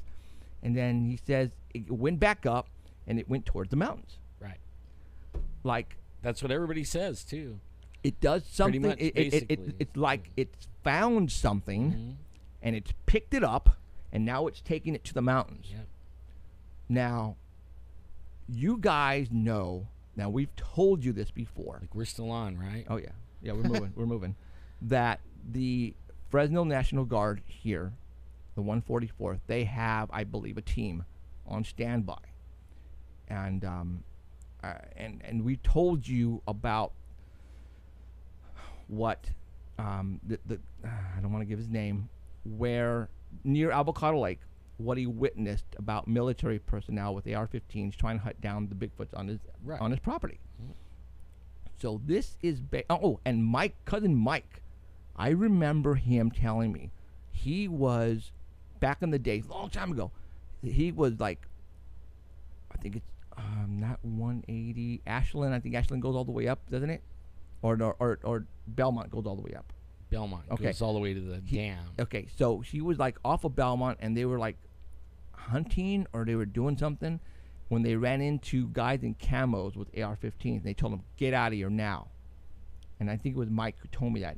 It was Mike and his uncle or brother, and they came up to these guys in camos with, you know, machine guns or AR-15s, and they told them, get the hell out of here right now. Like, what were these guys doing up there? Oh, they were hunting for Bigfoots, I think. I really do.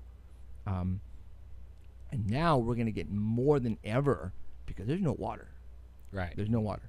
And they're down here. They're down here really close. And I just hope we get on TV here pretty soon so that way people can know who we are. So, because I tell you right now, there are probably a good number of people who live near the foothills around Kings River who have seen a creature or seen something that they cannot identify with, and they're afraid to go to the police, so they're not going to go to the police.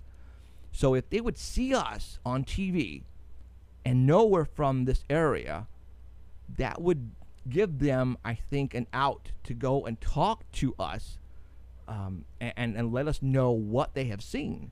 Because who are you going to go tell about what you have seen? A monster. I saw a monster in the back of my house near the Kings River. You know, you tell that to anybody, and they're going to think They'll are laugh at you. out of here. They've laughed at us. I mean, and a lot of people listening, they're probably going, you know, yeah, you guys are just like grabbing at straws. Or No, we're not. This hasn't been. This is like has been a process. Okay, like we don't get a call and then jump to a conclusion of what we think it is. We go investigate, and then sometimes we're just like everybody else. We're like, man, you know, that is a real head scratcher. You know, like we don't know. And then 6 months later, we get another call, and it'll be a little ways away, maybe half a mile. Right. The people don't know each other.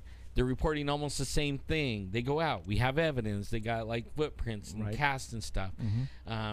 Then a year goes by, and we get another call. It's like 2 miles away, and then we go over there, and they're reporting the same thing. Right. And before you know it, we have like 6 or 8 calls, people in a certain area. In the area, all reporting the same thing, don't know each other, still don't know each other because we never introduced them to each other. Right. And they're all talking about the same thing. Witnessing the same thing. Yeah, and then that's when, like he was talking about, like it's a puzzle, and we start putting these things together, and then you start looking at the geographic area and where they could be coming out of the hills, and is that what's doing it, maybe? You know? Yeah. But only that. Then that's when, you know, you're looking at castings of 3 different sizes, like that's where the baby one was. Remember, the guy was taking pictures and there was little baby prints, but only the big one stepped in it, in the oranges. I don't remember that one. That's where that was. But then he had really huge ones, man, you know, where it was step on one side and step on a line, a drip line, and then its toes are like 7 or 8 inches even further, you know, past that. And again, that was, we talked about that 5 months ago or 4 months ago, whatever it was. But it all ties together, and it's all the same ones. It's all the same creatures. Crazy.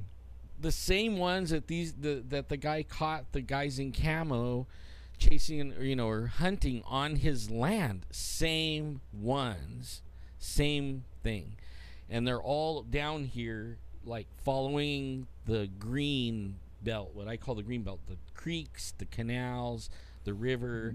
There is water coming down all that right now. River. There is because I went to, you know, where I went, and it was water, and I was like, whoa, I thought we didn't have any water, but obviously there's still some left. And yeah, there's snow melt still. Still it has a little bit. You know, it's raining like crazy up in the Sierras, and maybe that's one of the reasons why they haven't opened the gates yet, because they see all this rain coming in.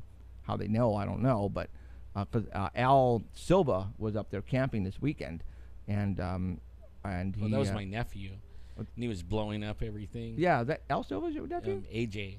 Oh, I didn't know that. I didn't know you related AJ. to you.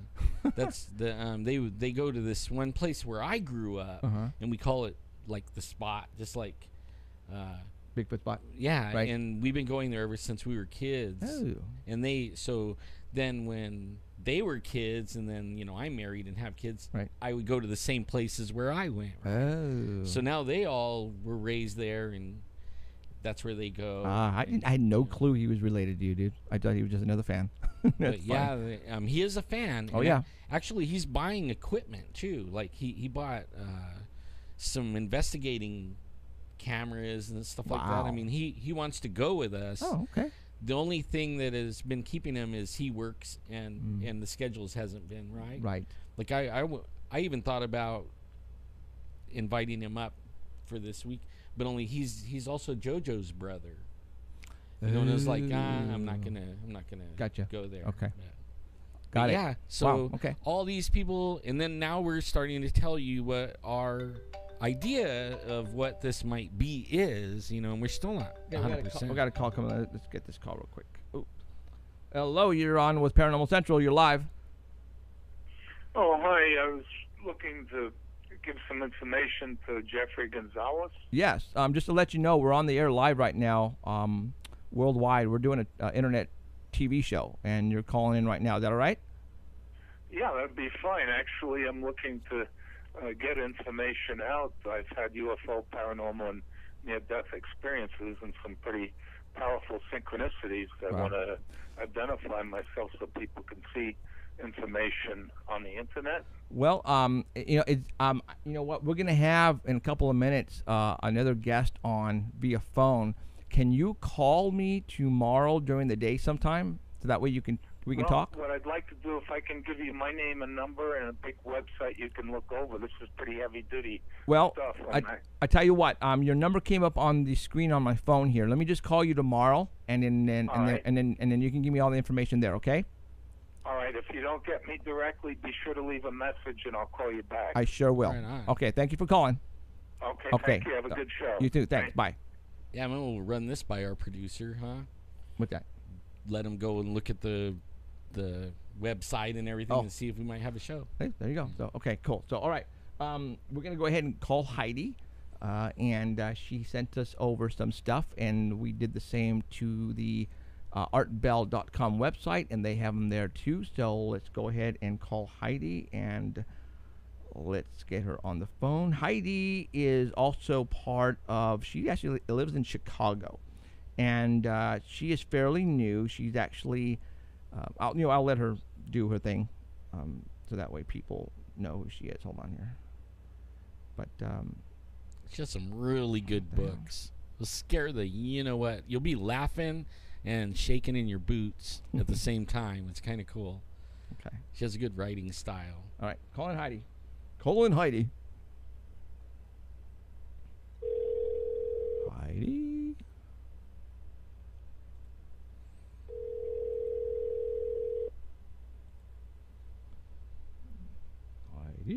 Maybe it's a little. Evening. Hello. Heidi.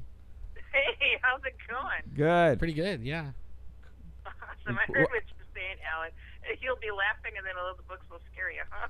Oh yeah, yeah. And sometimes I'll be like scared and doing a nervous laugh too. Like it's kind of funny, you know, but only it could be sitting behind me. I understand. It's like, I don't know. I always think it's best to swallow some of this stuff when it's not so deep, dark, and mysterious, but to just keep it real, throw some humor in there, and, I don't know, be human about it, Right. Mm-hmm. Works for me. All right, so tell everybody who you are and what's going on. Oh, well, I was born yesterday. Just kidding. I love anything out of the ordinary. I am all about it. I am just as nutty as these two guys you see on the screen, but I'm in Chicago. Yep. But I always say I'm someone who has been there, seen that, experienced it, freaked out, found some answers, wrote about it, got over it, and now I'm hoping to help others do the same thing and understand this crazy, crazy world of ours. And I invite everybody to check out my main website, which is HeidiHollis.com. Sound it out. HeidiHollis.com. And I welcome everybody also, if you have had anything out of the ordinary happen to you, feel free to write me at oddadvicehh@gmail.com and send your drawings, everything. I mean, write your whole story out. I get some real big doozy-sized emails, and it's like, I appreciate it, though, because it gives me a good idea on where people are coming from. In fact, I've got a really big one tonight. So, cool. So I invite people to do that because we're all about, trying to extend our experiences on this show to try to help other people and inform them about these things. And we'll give some logical advice. We're pretty logical people, wouldn't you guys say? I think so. Sometimes, yeah. We try. Yeah. If it's not for the crack. Sometimes we can get carried away, but it just is that out there. Right. You know what I mean? Yeah. Like, it carries your imagination, and I'm like a little kid, and I can't help it. Right. I mean, it's people have hobbies, and this is ours, and we really get into this hobby. Yeah. I mean, it's it's just the way it is. People play at our age. People are now playing softball, and they're doing other things, but this is what we do, and so there you go. So, All right. Well, Heidi sent us over some photographs, and I forwarded them over to the artbell.com people, and they have them on their website right now, homepage marked Heidi Hollis. And this date, what do they call Heidi Hollis Report, right? Yeah. Yeah. Okay. And with Something like that. with today's date, and you can go It's and like click the on it. UFO, whatever I guess the topic is, he'll put like UFO report or Right. ghost UFO report. Right. So there you go. So I'm going to go ahead and pull up picture number 1. Heidi's going to talk about it, and I will place it on the screen right now. And you can go to artbell.com website right now and do the same, so that way you don't miss out. And let's rock. Indeed. You know, I love trying to cover all sorts of different angles. And today, I thought it would be fun to explore NASA UFOs. Sure. How about that? So is- Wait. that What does NASA stand for? Never a straight answer. That's right. Yeah. Well, I mean, is that I have guy? not heard that before. What? Is What? that a rocket in his pocket, or is he real excited? Isn't that is such an awesome picture? When I saw that picture, That's a good picture. Gordon Cooper. Isn't that a great pic? Yeah, it is. Yeah. It's like something out of I Dream of Jeannie. It just doesn't look real. It looks like an action figure or something. Kind of Like- does. Mhm. That is so rocking. I love it. Cool. So, anyways, you know, it's not always, you know, I'm going to get reports about, you know, current events and stuff like that, but events that are interesting that'll make you scratch your head and go, wow, really? So, anyways, this is Gordon Cooper, who was one of the original Mercury 7 astronauts and the last American to fly into space alone. That's kind of wild. I'm like, gosh, I wonder how he managed that. But in his testimony, he recounts how he observed UFOs flying in the same formation as his fighter group earlier over the skies of Germany in 1951. These UFOs made maneuvers that could not be done by conventional fighters, which at the time, he was flying an F-86.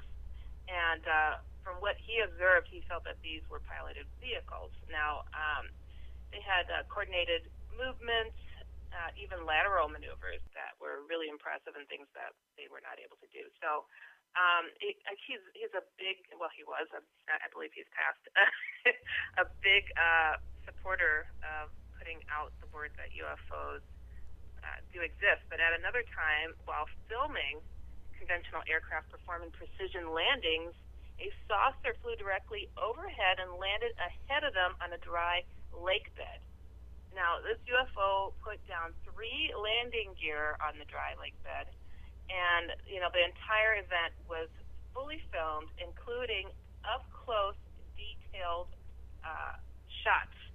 So Cooper, who was in charge of this information in this film when it came into his hands, he went through like several books on, gosh, who do I contact? What do I do? You know, what do I do with this film? What do I do with this information? You know, this stuff has been handed over to him. And unfortunately, he didn't get the chance to see the film himself.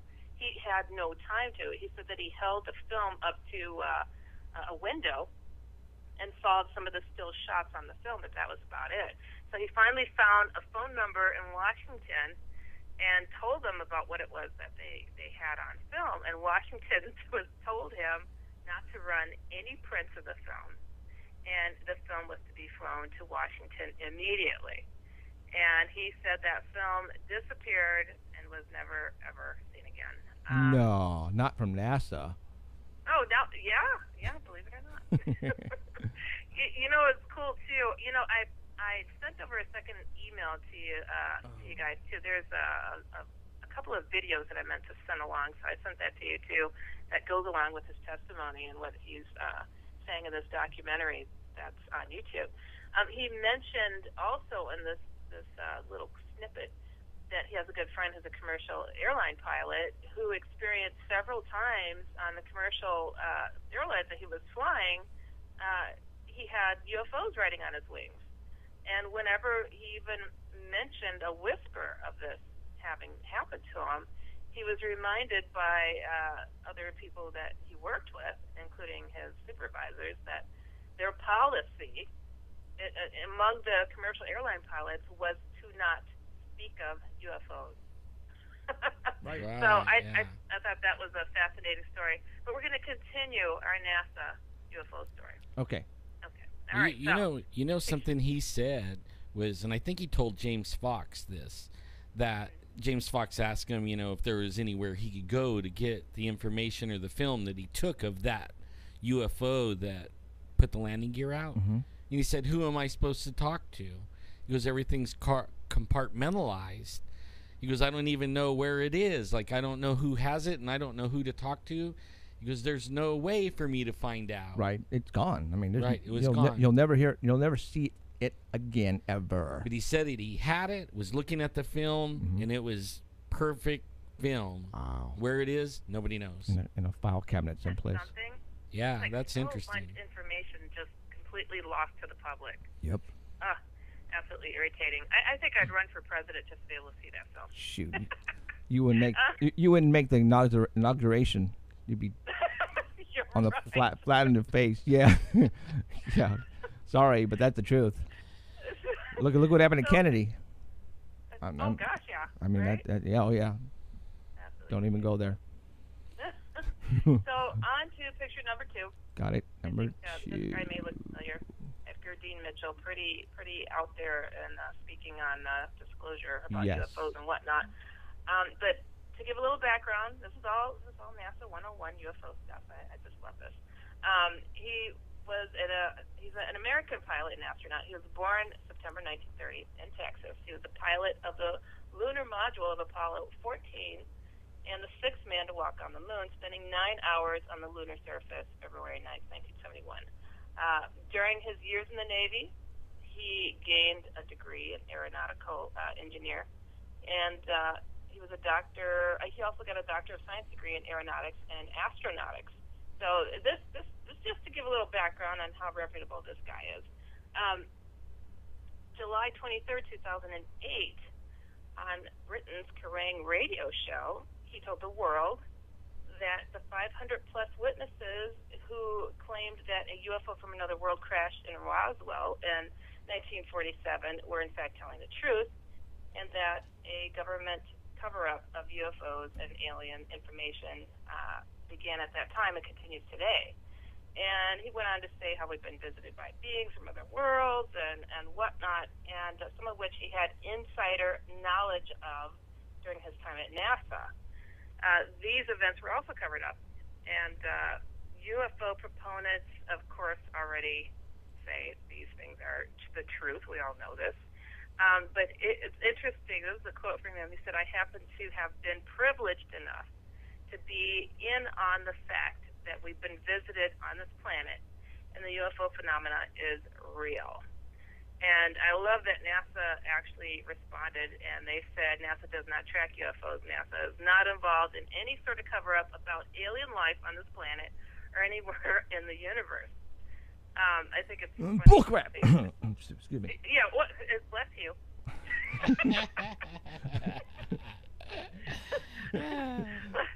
I love that, Mitchell didn't say anything about NASA tracking UFOs. So I like how they just added that in there. That was funny. Right. Okay, so moving on. We're still on the thing of dabbling a little bit in the whole UFO NASA connection here.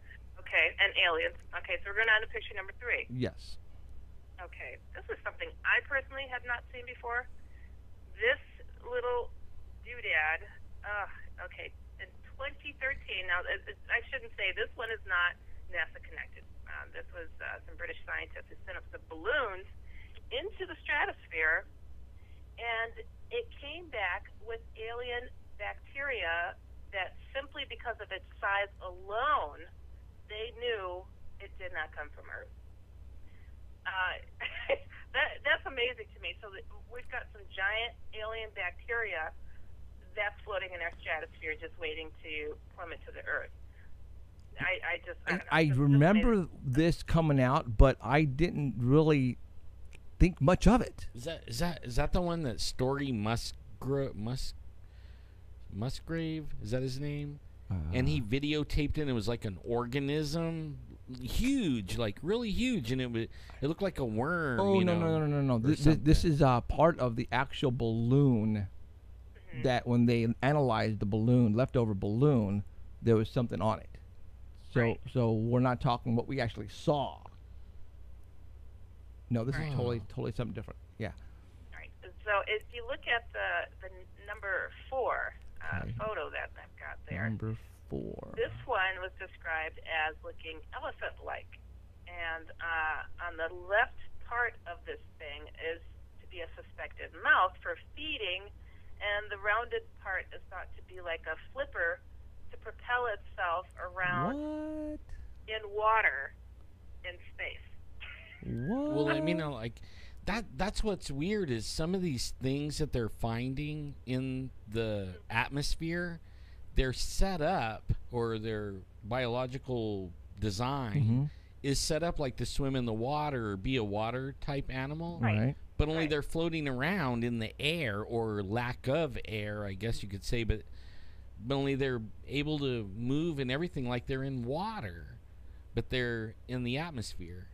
And it makes me think we don't know everything we think we know about motivating around, you know? Right. Right, It's exactly. interesting. It's like this thing was built to swim. Right. But apparently it might choke our fish or something. I don't know. Some of our fish, anyways. Okay, so now going on to picture number 5. Now this one is NASA related. So this is probably what you're talking about, Alan, kind of worm-like looking thing. Yeah. Okay, yeah. So this is a discovery by NASA astrobiologist Richard Hoover, ancient bacteria fossils that were found in a rare meteorite called a CI-1. This was a discovery that was essentially, I think that was put out there so majorly that it got a lot of people to question who this guy was, what he was saying, but then it was like, on his merit alone, they couldn't knock him down. He's like, look, this thing is for real. But Hoover claimed evidence of this bacterial microfossil, and he claimed that it was similar to a cyanobacteria, which is a form of blue-green algae, which sustains most of the Earth's oxygen supply. Interesting in itself to me. The tiny fossils were discovered in fractured slices of 3 parts of the meteorite, and they're estimated to be up to 10 billion years old. Whoa. And anticipating counterclaims of earthly contamination of the fractured slices, Dr. Hoover asserts that the prokaryote, which is the primitive microbe lacking a nucleus, bacteria-like fossils are indeed indigenous to the meteorite, meaning that it's exclusive in its existence within that meteorite, saying that they are not from here. And the fossilized remains of living organisms which lived in the parent bodies of the meteors. So, it's hilarious to me. And getting, like, here we've got these astronauts, we've got these scientists, and we've got NASA scientists even that are claiming all of this having a connection to there being alien life form out there. And it's just, it blows my freaking mind how it is not getting the type of justification in the court of public opinion even, I know that more people are starting to lean towards the fact that there must be something out there. But I have met many people across the country that I, just through conferences or lecturing or whatnot, who are like, if the government would come forward and say this, then I would believe it. Well, here's branches, of NASA that's saying, we found the smallest alien already in a meteorite that landed on our planet. Right. We've got our most probably the number one superheroes of all time at one point, to be an astronaut. Everybody wanted to be an astronaut back in the day. And we've got these legitimate guys who had to be geniuses to go up into outer space, mind you, and or the best pilots around.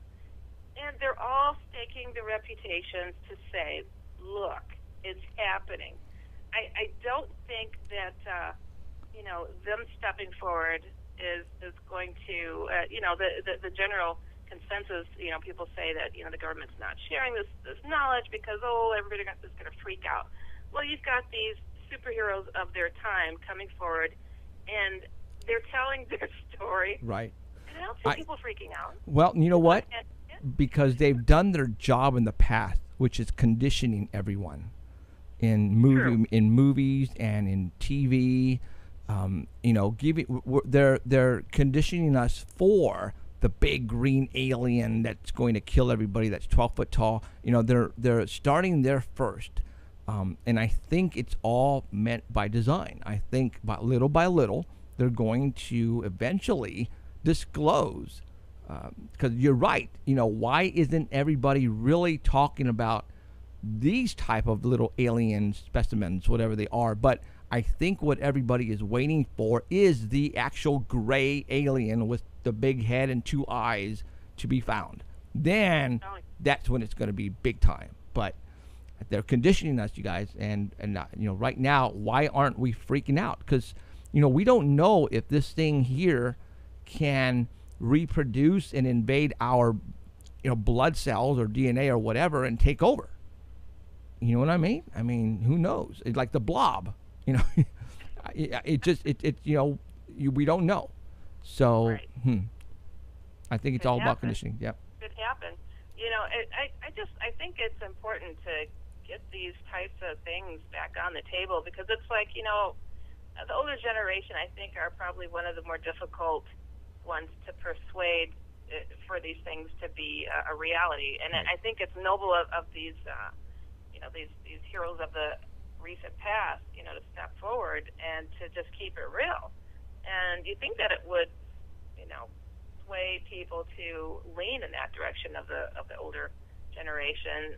But I think it's still a little bit more difficult to discuss around the dinner table when Grandpa and Grandma sitting there going, "Oh, pooey." Right. You know? Right.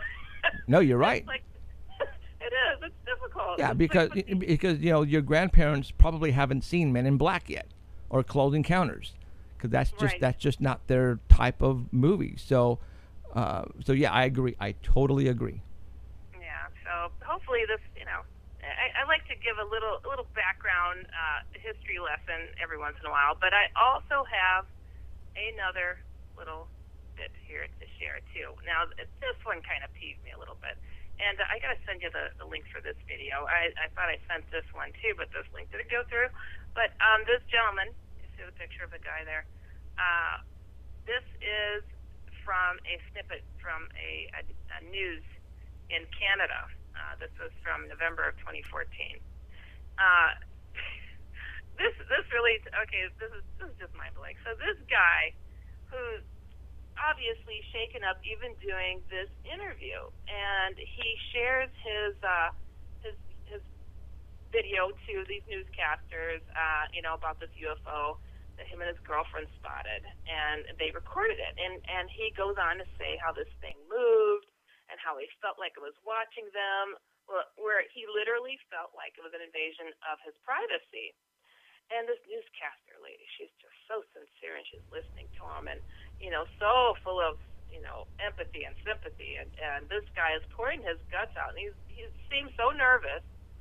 And, you know, his voice starts to fade out as his story fades out, and they take the opportunity to use this guy to look like an outright idiot. And they start going into, more than likely, this was a drone. And then they go and start talking about, you know, how is it that more people are able to afford drones as the price of them comes down.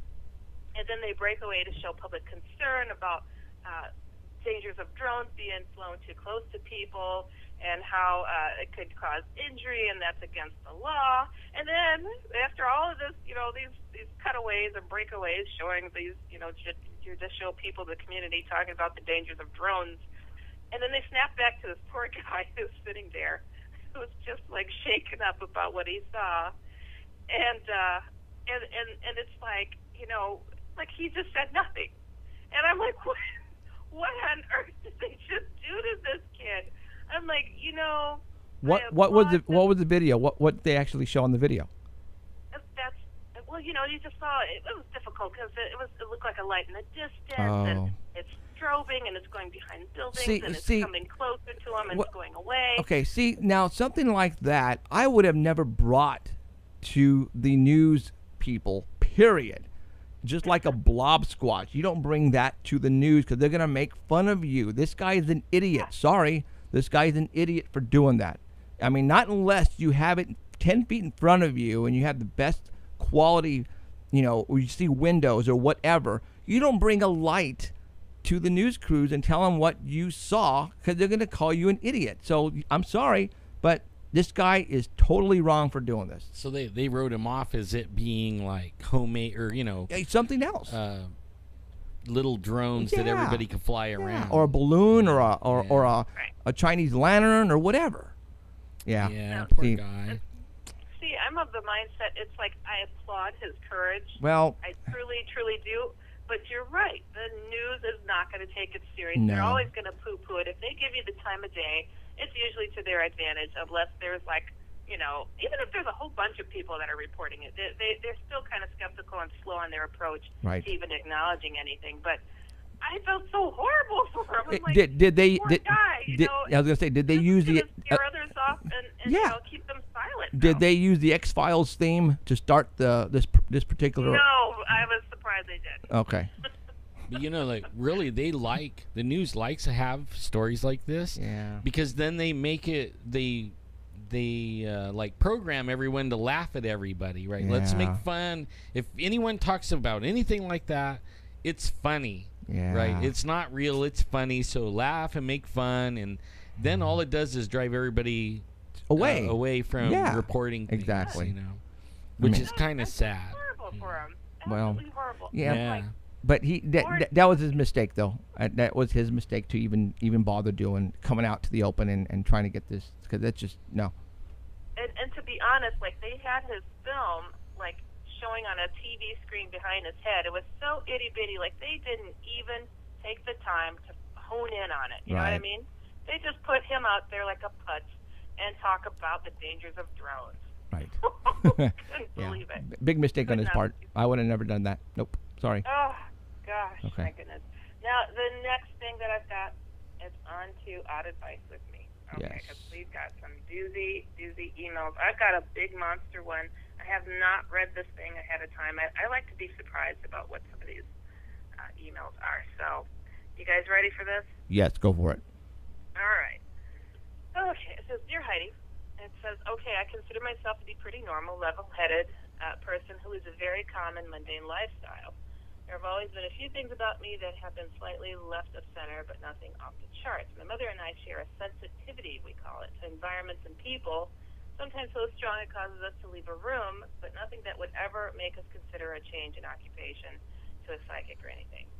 I've only told a few people who are close to me about this, and I stopped years ago because the reactions I received were either people thought I was slightly insane or they were greatly concerned for me. I didn't realize until recently that there were so many other people with similar experiences to mine, but the only distinction I have made so far is that other than my very first encounter and my most recent ones, I have never felt threatened.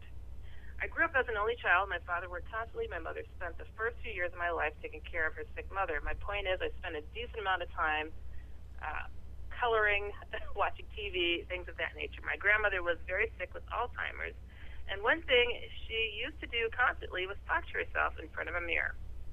There was no way to convince her that the sickly old woman in the reflection was herself, as she believed she was quite a bit younger. So for hours, she'd chat with the old woman. That's cute. I suppose that's where I picked up that behavior from, watching that on an almost daily basis at such a young age. So after my grandmother was admitted to a nursing home, we moved to Alan's up close and personal. Hey, Alan. Can you still see it? You're really close to the camera. All right, where was I? After she got admitted to a nursing home, we moved to a brand new kind of community. Not as bad, though. I had a hard time coping with the move, not seeing my grandfather every day, and getting used to the idea of my own room. I was about 5 when that took place. My mother always found anything to keep herself busy, and she was a neat freak. Okay, so one day I was hanging out in my room. It was the middle of the day, and the sun was beaming through the blinds and the curtains in my room. It was almost too bright. My dresser and mirror was attached to it. It was against the wall between the two windows, and the door to my room was directly on the opposite wall. I was in front of the mirror talking to myself. As I can only assume, I started to stare at the dead space of the wall behind me in the reflection of the mirror. My eyes lazily moved over to the open doorway, which led into the hall and down the staircase. Have you ever stared at something so long that you see tiny colored dots, and the longer you stare, the more solid they become? Well, I was doing just that, and the tiny little specks of color started to seem to concentrate in the doorway.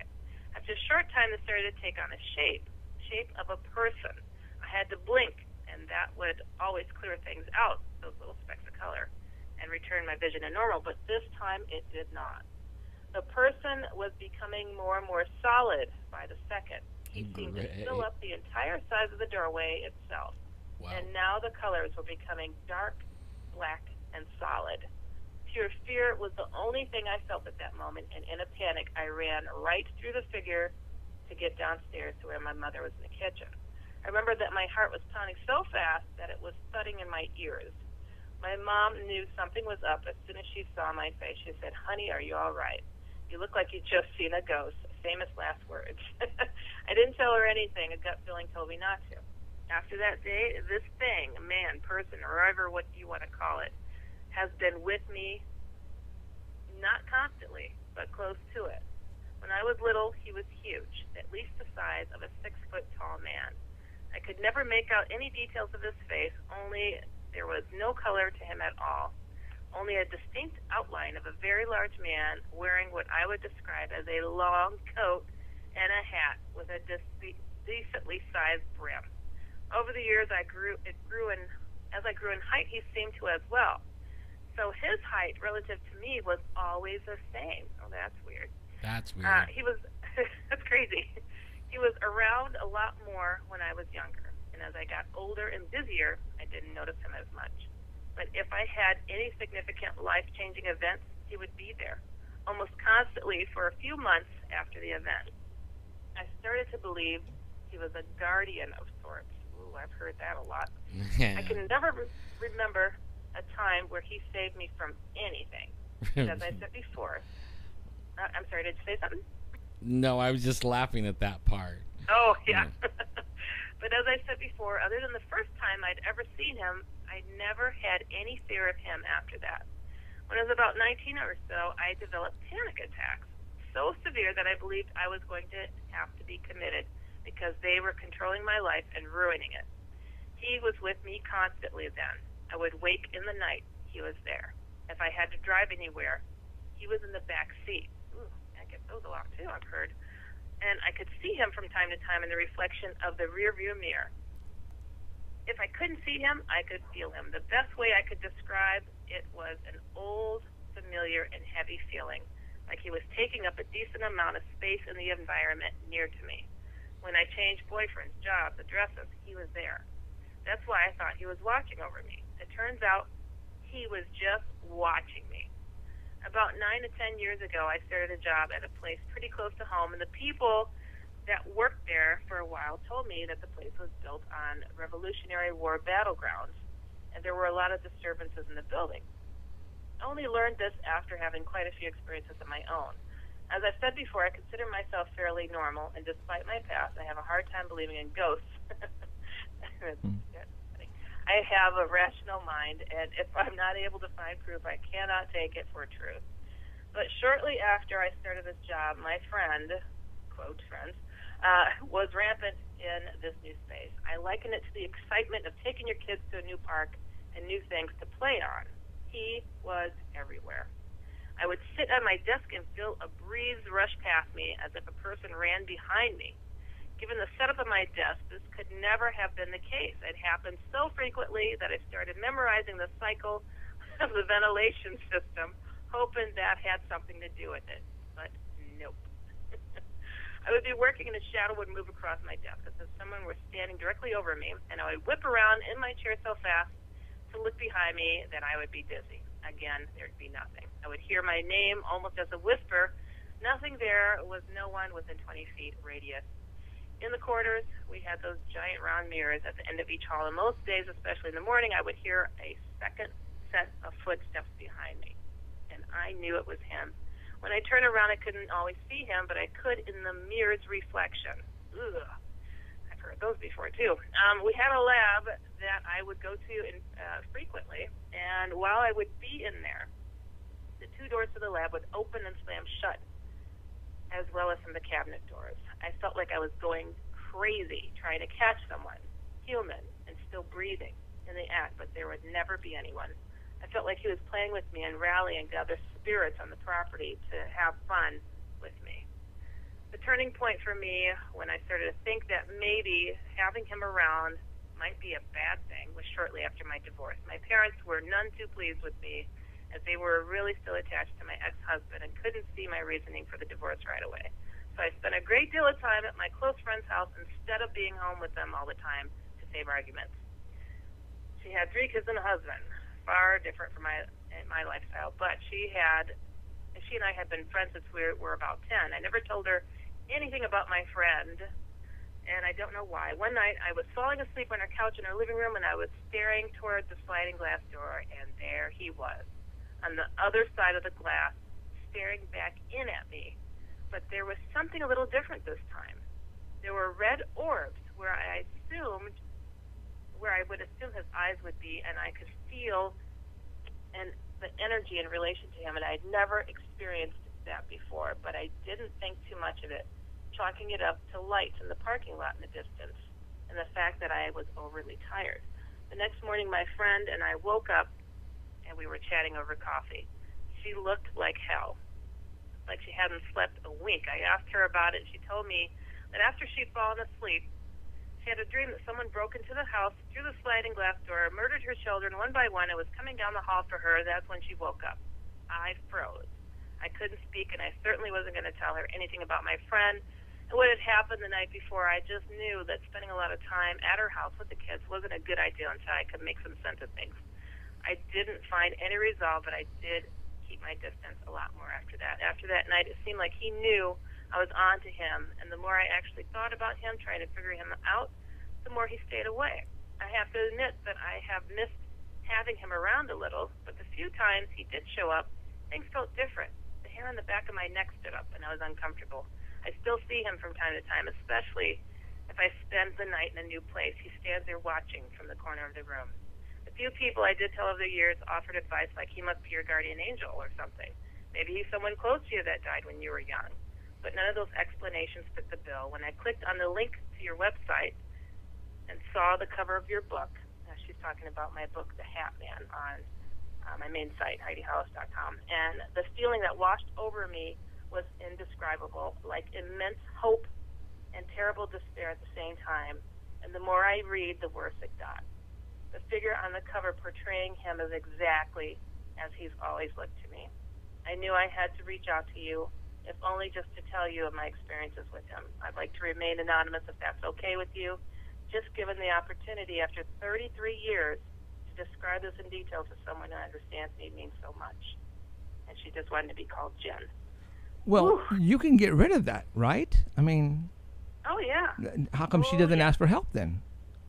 Oh, yeah. Well, definitely.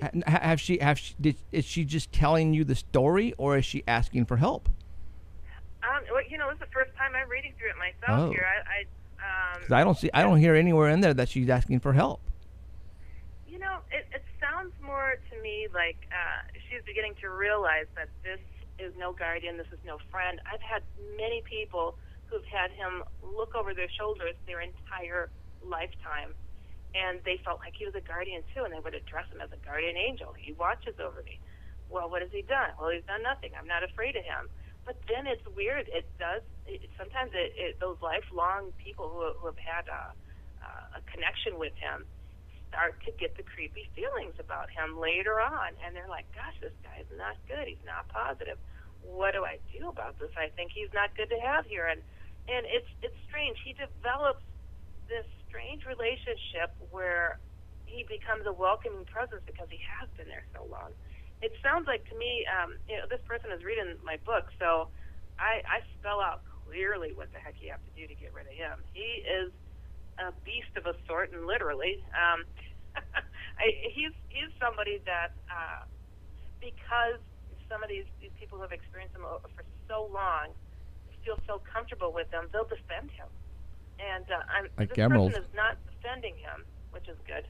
But at least they're beginning to realize you've got to take some measures to put your ethereal foot down and put it in his backside and set him on his way. You know, and one of those ways of doing this, I tell people, once you recognize the problem, send the problem out and bless your home and do it yourself. You know, this is, I mean, you're talking about Emerald. I mean, Emerald is has the same thing going on with her right now, and she wants to keep it. What? You didn't know that? Yeah. No, yeah. Is it this guy? It's his name is Charles, and he's been with her for the longest time, sort of kind of protecting her. But it sure sounds like Emerald wrote that to me. Yep. And lately does he look like this guy? Lately Charles took, no, not Hatman.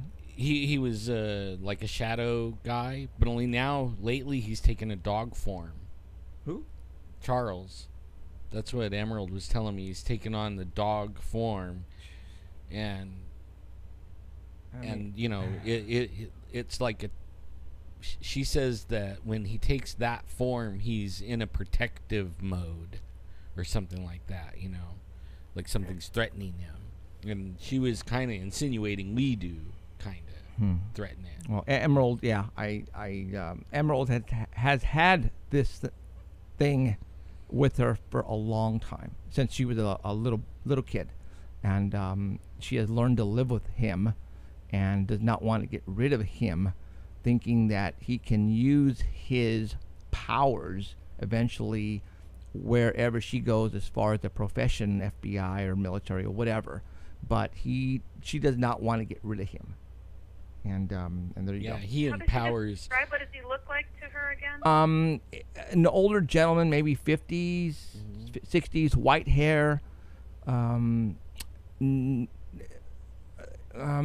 He said she worked at a car dealership, and she took a snapshot of a photograph of somebody that she said looked like him, and she thought that was him, actually in a human form. She took a photograph. He looked like a professor, for example, right, at a college. You know, gray hair, mustache. I think white hair. I'm sorry, white hair and white mustache and white person, a white guy. But he's been with her since a little kid. You know what bothers me about that is when she talks about it when she's little, it actually was mean to her, like scratched her and bit her and did all this really mean stuff. And then now that she's older, it has backed off and now is like befriended her, kind of like, and is now protecting her and you know what? And we were talking about, Emerald hasn't been showing up a lot lately, and I know she's not listening because I think she's far away someplace. But, we talk religion here. Yeah. And that she doesn't like that because, she was brought up Catholic, and she went to Catholic school all her life, basically. And that turned her away from religion. And at that point in time, when she turned away, she doesn't believe in the higher power. She doesn't believe in God and Jesus or anything like that. And, when we talk about that subject here, she cringes up when she's here. She's like, oh, why are you talking about that? Why are you talking about that? And it's just weird that when we really started to talk about the subject, she doesn't really hang around as much. She always, I don't want to say an excuse, but she always has something to go do, like today. And yesterday she was here for the first time in a long time. Wow. But anyway, yeah, that's amazing. It's heartbreaking to hear because this Hat Man, he sometimes, especially for those lifelongers, he manifests to look like a real guy sometimes. And they describe, I had a lady write me how, he was a man in a suit. He had a face. He had growth on his face. He had a little beard, and he would lay in the bed, and she would cuddle with him. Whoa. Yeah. And but then sometimes he was, in the trees watching her, and he'd be in shadowed a bit, but not always. Sometimes he looked just like a regular guy, And that name, freaking Charlie and Charles, it always seems to be a pretty common name attributed to him. And the name Sam as well. Sam, Charles, Charlie, those are like names of those things. Wow. I didn't know that. Wow. Yeah, oh, so, man. you know, I don't know what it is, why people who Wanna have keep had it. a lot of experience with these things, especially that kind of an entity, they're very protective. Right. And I don't fully understand it, but then I'm like, well, hello, the influence of this thing has been around their whole lives. Yes, it has. How can they not be steered? And even though they may feel they're fully in control of their decisions, I mean, if you've got something blocking out the light all your life, how do you know the light has been blocked out? It empowers her, like gives her information. Like it'll, if you're sitting in a room with her, it'll give her information of the other people. Nobody can hear it but her, but she'll know things. Oh, check this out. Check this out. She'll We know were things. at Keith's house, Right. her and I, and we were at a location on a Bigfoot investigation, and you know, I walk into this house and there are the family's really religious, but they're a white family, and they have, you know, statues of Virgin Mary and there's crosses everywhere, and they also have crystals everywhere as well. And I guess the daughter, she looked like she was probably, I think it's a junior or a senior in high school, and I guess she has the gift. She can hear and see things. Well, when we were there, you know, Emerald introduced herself to her or whatever, and then at a later date when I went back and I talked to both of them, the girl there at the house heard a growl come from Emerald, but Emerald didn't growl. She heard a growl. It was It Charles, was Charles the dog, growling in at his her, dog form. Yeah. or whatever. I don't know what form it was, but it growled, and she heard it, and she didn't say anything at that point in time. But until I came back later by myself, or with Alan, I think she told us. I don't know. I don't remember when, but she said, you know, when I walked by Emerald, I heard a growl come from her body. You know, I hate to say it's like, you know, but obviously, I mean, Emerald's got a gift of some sort. Yes, and yes, she does. This thing is funneling fully into her gift. If it got out of the way, she'd be surprised at what else she could hear from more positive beings. But I think that this thing is able to see her full potential and is trying to control her potential. Wow, I didn't think about that.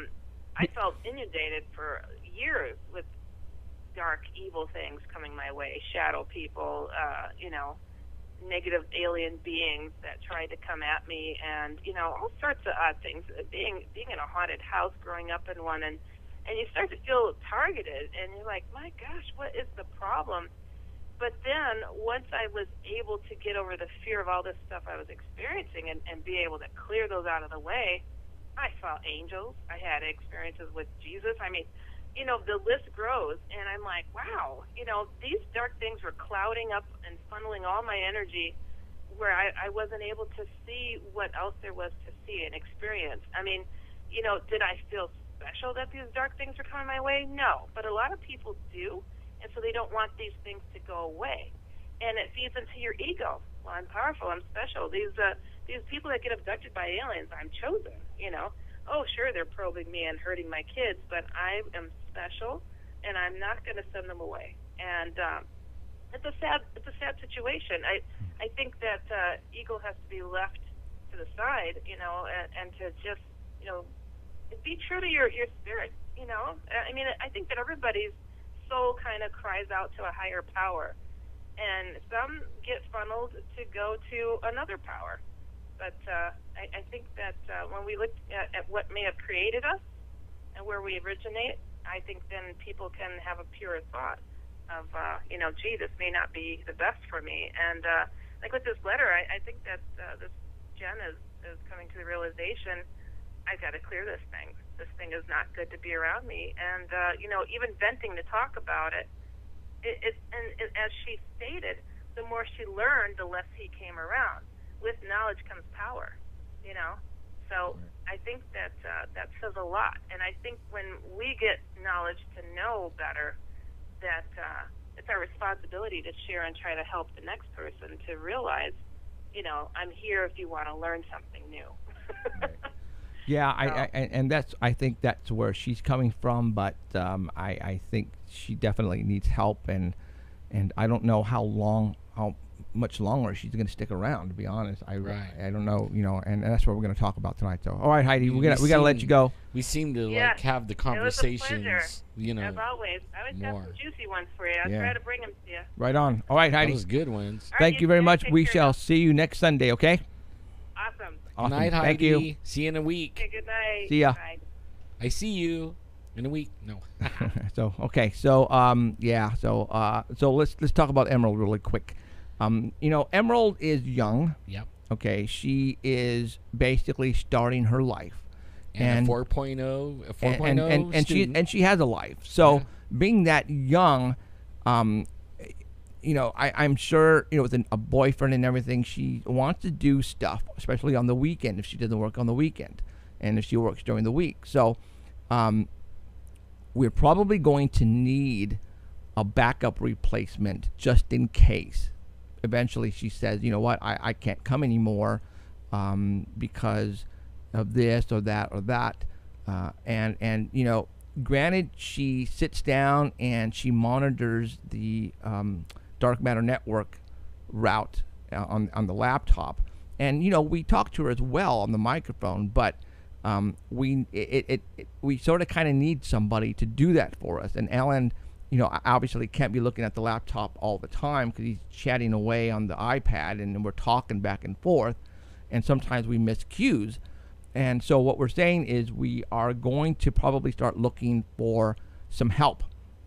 And it has to be a local person. Yeah, if anybody can't be in Norway, you know, and do this. If anybody lives in the south part of Fresno, let's just say southeast part of Fresno, and if you want to be part of what we're doing here, and it's not very exciting what you're going to be doing, but you can come into the studio and kick it with us and all that kind of stuff. So text me via Facebook and let me know if you're interested, and we'll go from there, okay? And that's all I'm going to say about that. So if you're interested in coming to assist us on some different things and stay in here for 3 hours with us on Sundays, you know, preferably if you don't have a life.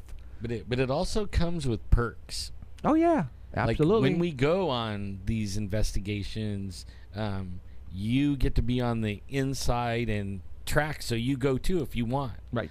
So you'll know in advance what we're doing and be able to, like, hang out with us during these things. Absolutely. And it's always nice to have other people because they bring another set of eyes. Yeah.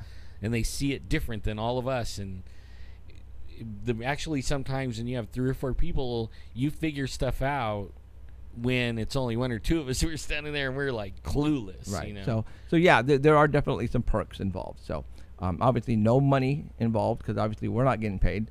There you go, Danny. So it was like it's $1 million a minute. What? No, I'm just kidding. What? Danny wants to come down here and do it. Yeah, he's like, how much does it pay? Yeah, bite me, yeah. So, okay, let's get into it. We have about 40 minutes left. And then we have Gib. I've been watching on chat, and he was talking about calling. Okay. And I think he's in Holland. I don't know, but got to tell you, man, them international rates are real expensive. Yeah, they are. But if you want to call in the 24-hour hotline right now, Gib, it's area code 559-287-8367. And for all those who don't know, I've had a 24-hour paranormal hotline since 2003, and I have been paying for it monthly out of my own pocket, and it's a separate iPhone that I carry with me 24/7, 365, and I get calls literally all the time. He says I am not taking calls at the moment. He's getting that message. Well, no, because that's when Heidi was on. Oh, okay. Now, since Heidi is not on, maybe you can.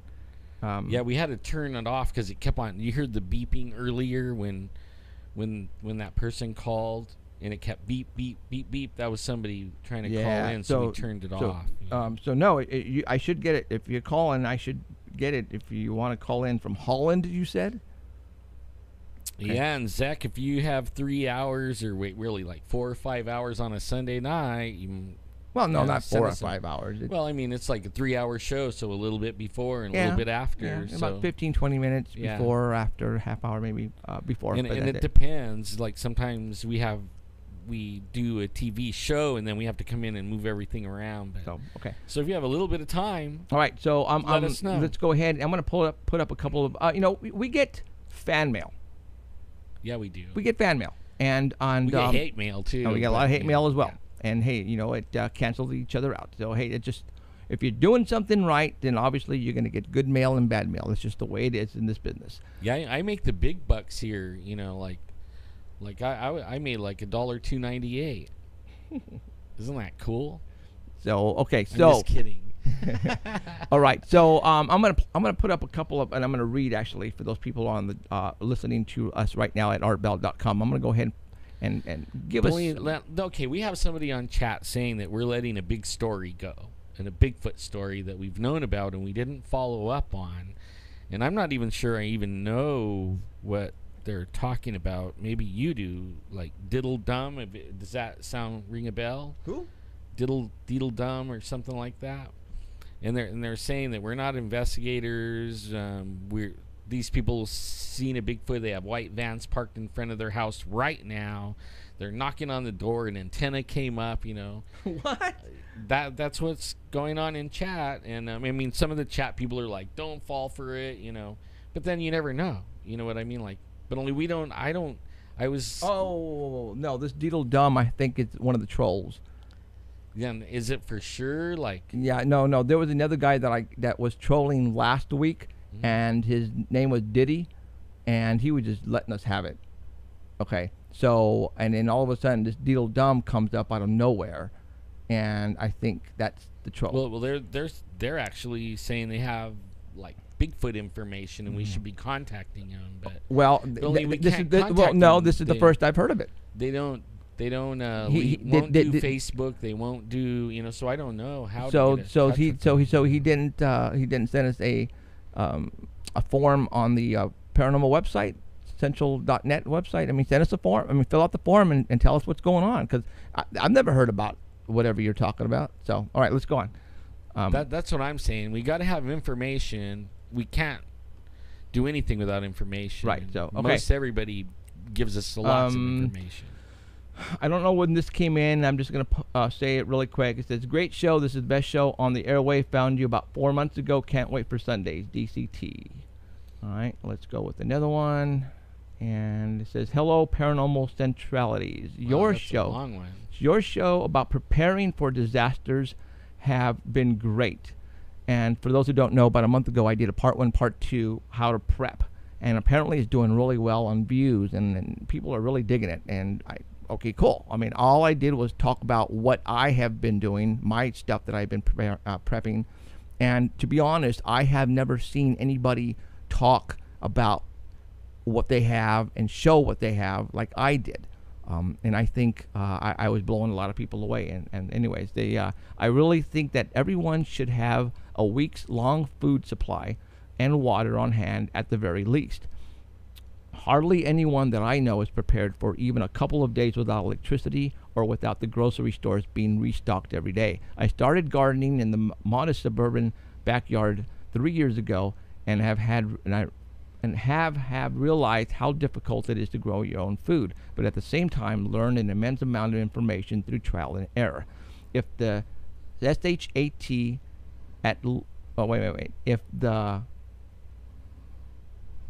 if the SHAT hits the fan, at least I will have a head start at feeding my family from my own premises. The public at large will be without a clue how to feed themselves, and that's absolutely true, from the land. Anywho, I just wanted to thank you guys for the previous shows on prepping, and I urge you to do more. And as a side note, the state of California is reimbursing people for the cost of buying and installing rain catchment barrels at their house. I didn't know that. Me either. I thought it was illegal. Well, I think that was the rumor.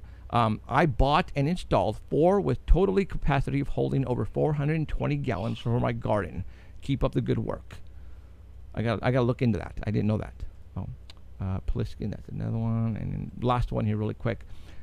Great show. Hey guys, been listening to your show for about 4 months now, and it's opening absolutely. And it's a mind opening absolutely. I believe that everything is true, although my family thinks I may need help. Ha! Keep up the good. Keep up the great shows. And Dave T in New Hampshire. Great, appreciate it, you guys. And these are the forums that they fill out on the website. And you can go to paranormalcentral.net if you want to give me a story, send me a story, or give me some top secret information.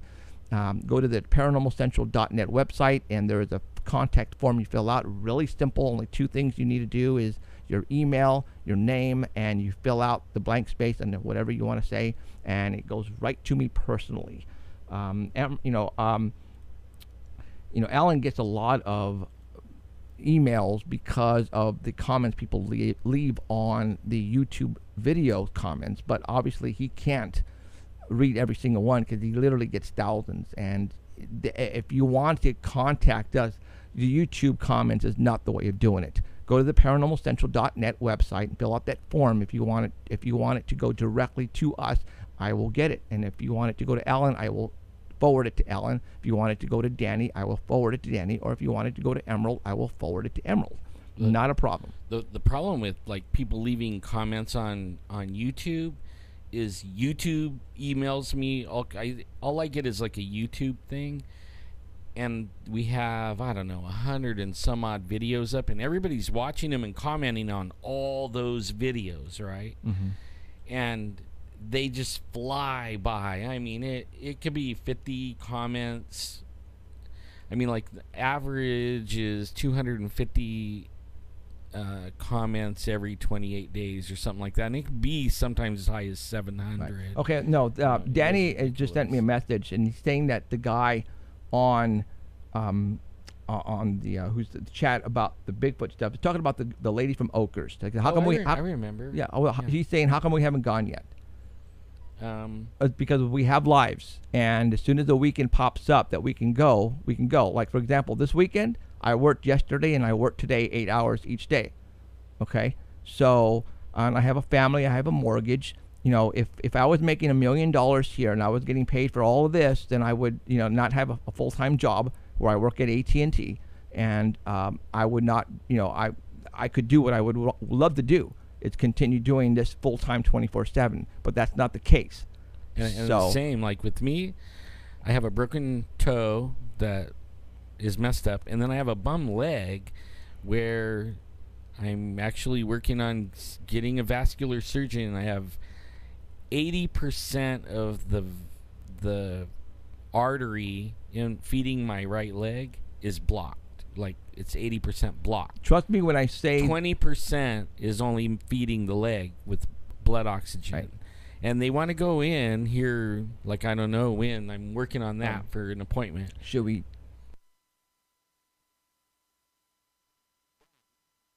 Okay. Well, I mean, just letting you know, this Deedle dumb person, we're going Thursday. We have been invited. And I'm going even with a bum leg and bum toes. And it's they've only invited us two. Actually, they invited Danny as well, but Danny can't go because he has other prior engagements, whatever. But yeah, and I thought he was a Bigfoot guy. Yeah. But we have been invited to go to the Tule Reservation Thursday night, and we're going to go spend the night up there. And Christina, thank you very much for inviting us, and we are going up there. And we're going to spend the night up in, Alan, northern Los Angeles. I can't answer that right now. Sorry, because we're almost we only have 30 minutes left. Out of time. Yeah. What's really cool about this is the reservation that we're going on is the one with the painted rock. Right. Okay. 1,000-year-old paintings of life-size, full-size Bigfoots. Right. And the area that we're going to, according to the tribe, is we're going right to them. Mm-hmm. And then even more cool than that, they're going to do something special, some kind of ceremony. Well, we hope, but if not, no big deal. Yeah, but if not, no big deal. But I mean, just even being invited to me is like being invited to the White House. I mean, that is, I will go on a gurney. I'm not going to miss this. Right. Danny, call in sick. Danny, call in sick. Actually, I've been wanting to go and check out the one in. Oh, we're gonna go. We're gonna. Trust me. We're okay. We have here's cameras here's that Holland. we would like to bring. Here's Holland. Oh yay, Gib. Gib, is that you? Yeah, hey, how's it going? Good. Gib. You're calling from where? I'm calling from Holland. Yeah, the number that just came up on the phone is the prefix is 316 and okay. What time is it in Holland right now? It's 4:31 a.m. A.M. Woo. And you're watching this? What's wrong with you? He's got my hours. Why aren't you asleep? Hey, I love the show. Awesome, dude. I love the show. Awesome, dude. You rock. Yeah. So, wow, that's awesome. We got a caller from Holland. You guys believe that? And if I could show you the phone number, I would right now, but I'm not, because then you guys would call him. But No, I don't care. You can call me if you want. So what's going on? Yeah, it's their dime. No. So what do you want? I've been trying to call in for a long time now. I finally got in, so that's cool. Right on. So, are you a? I mean, were you born and raised in Holland? I mean, you sound like. Oh no. No. I'm an American. I'm Okay. from Arkansas. Okay, that's I figured. You don't sound like you're in. Okay, so what are you doing in Holland? Well, my father's Dutch, so I came over here finally to live the life in Holland. Oh, right on. Okay, right on. Right on. Well, hey, awesome. And it's a beautiful place. I visited there and stayed in Amsterdam for like 2 weeks, but then traveled around in the little boats and buses and everything. And I mean, it's nice over there, real nice. And everything's legal, everything. You know. That's why you're there. Everything is legal, yeah. That's why you're there, huh, Gib? No, that's not why I'm here. But it's nice. It's more open here, that's for sure. Right. It's actually probably cheaper to live there than here. You know. So Well, I don't know about that. Really? So what do you want to talk about, Gib? I don't know. What do you want to talk about? So you just calling from Holland? Well, that's awesome in itself, right there. So no, I just thought you had a story and you wanted to talk about it, but Well, I'm not too happy with the chemtrails. I mean, they've been going on since the 80s and right. before that. But like the sun, like we get nice weather here, and then like as soon as the nice weather comes, like the sun's out, they're up there fucking seeding the clouds. Oh, sorry about the language. That's okay. They do it there? They're seeding the clouds, and before we know it, it's like it's raining again. It really makes me mad. Wow. They do it there, too? Man, I mean, that's happening all over. I was chatting with somebody in South America, and they were saying the same thing. Like, they get a really beautiful day, and then here comes the chemtrails. It was like, man, yeah. You know, like, what is going on in the world? I thought they were only doing it to us in America, because, you know, they're drying out California. It's worldwide. They're doing it everywhere. That's amazing. Wow, that's crazy. Yeah, no, we're there with you. You know, we don't like it as well, and obviously there is a why they're doing it. You know, we don't know. I mean, there are several theories. Obviously, everybody has. I mean, controlling the weather, giving us stuff to breathe, to drink. Yeah, to drink. You know, killing the giving us the drought in California, not allowing it to rain. Therefore, all our food is pretty much dying out. You know, there's so many reasons, and obviously we can't. We just don't know because there's just so many. But we agree that there is definitely chemtrail spraying going on. There's absolutely no doubt in my mind that they're doing that. And but the question is, why are they doing it? And unfortunately, there's nothing we can do. I mean, that just nothing we can do about it. I mean, so. Yeah, there was nothing we can do about it. They say it's because of radiation and all that bullshit, but no, it's more than that. Right. So, all right. Well, hey, you know what? I know this call has got to be costing you an arm and a leg. So we're gonna let you go because the last time we talked to Thailand and we had somebody, and I called. It cost me. What's your name, by the way? My name is Jeffrey. Yeah, and I'm Alan. Oh, you Jeff? Yeah. Yeah, you're talking. I'm talking to Jeff. Yeah, you're talking to Jeff. No, you sound so much different on the telephone.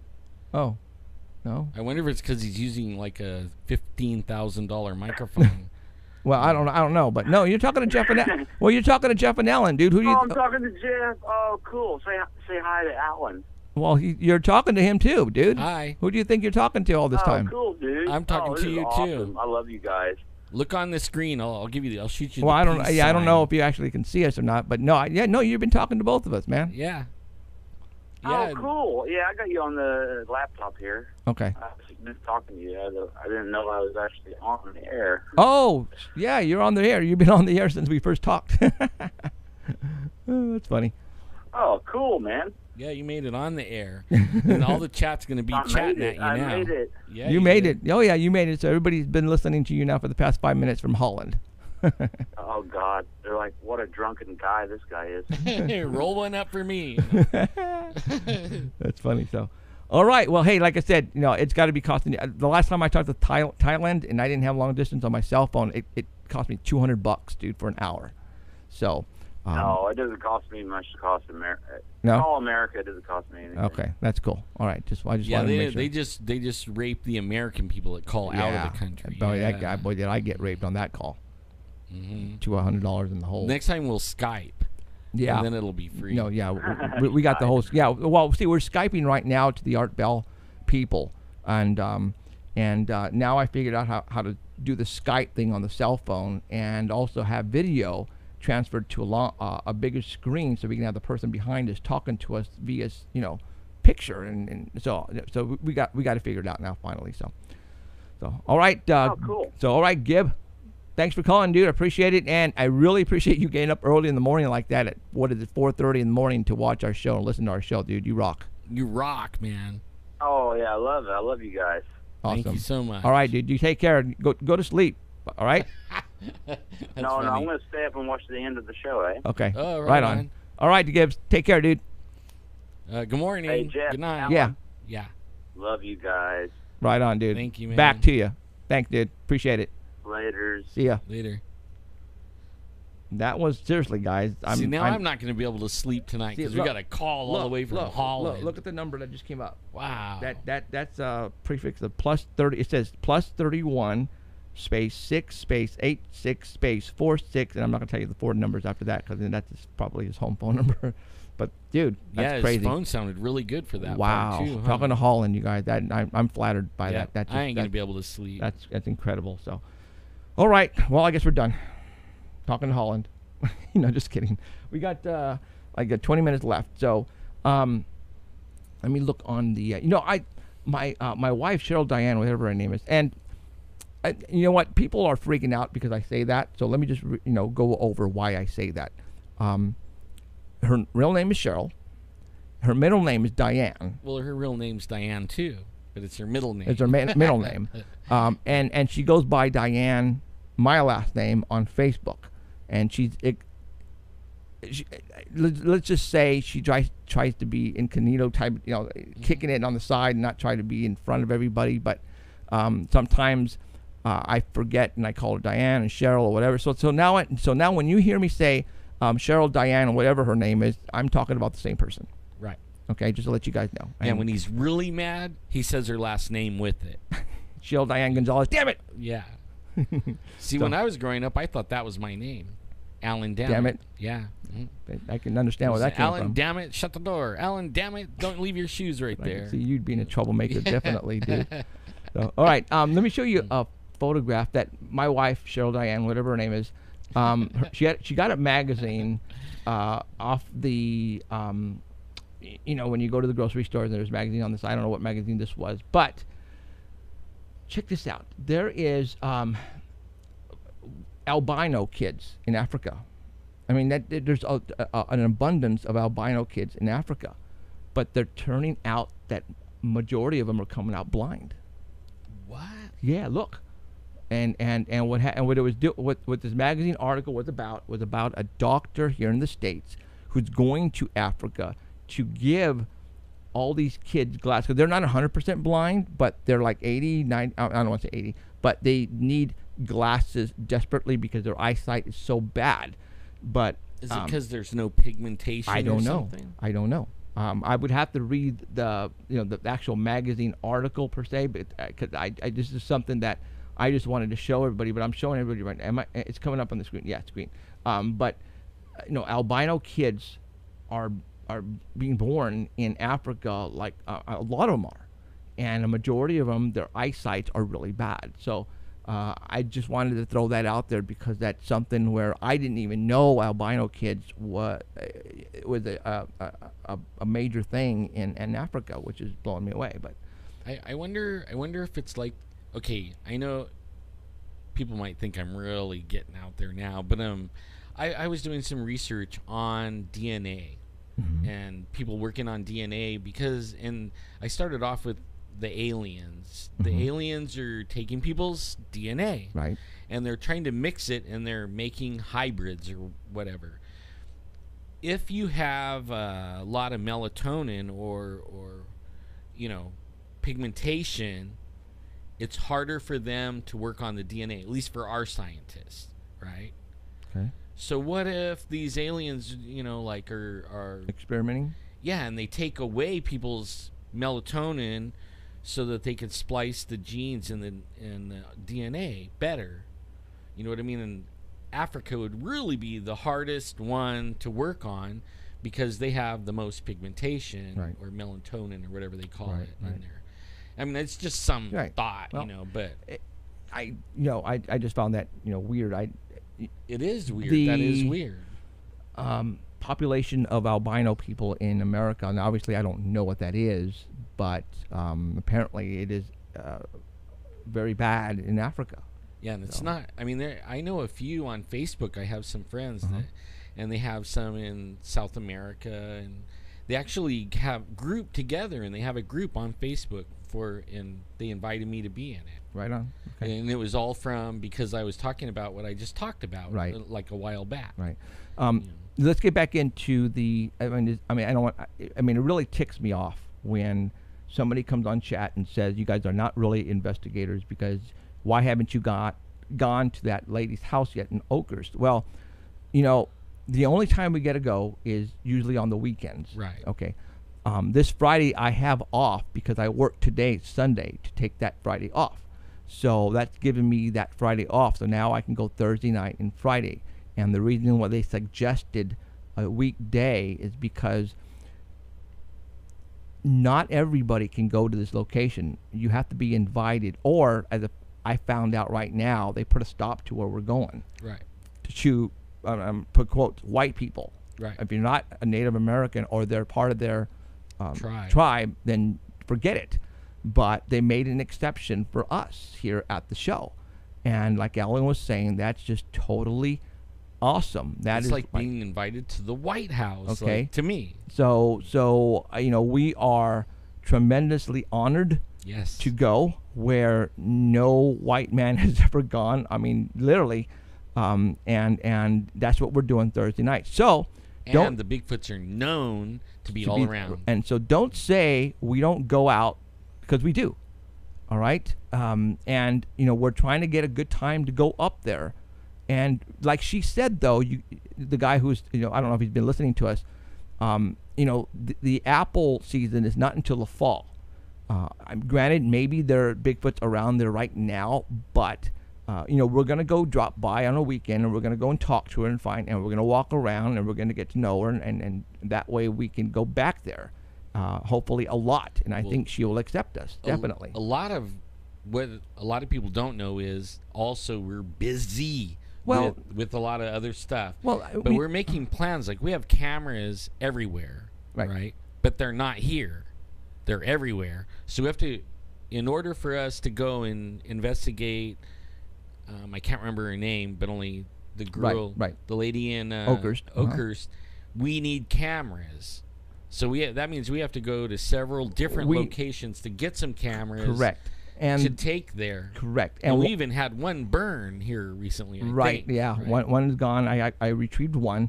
The cameras that I have up right now, up at the spot in the Sierras, the gates are locked. Yeah. All right, so we can't get in there to retrieve them, and we are planning to go back there to retrieve them. But I'm also going to be taking the film crew so we can show and film professionally those pieces of firewood that are up in the tree 80, 90 foot high, because that is TV good stuff that you guys need to see once we're on TV.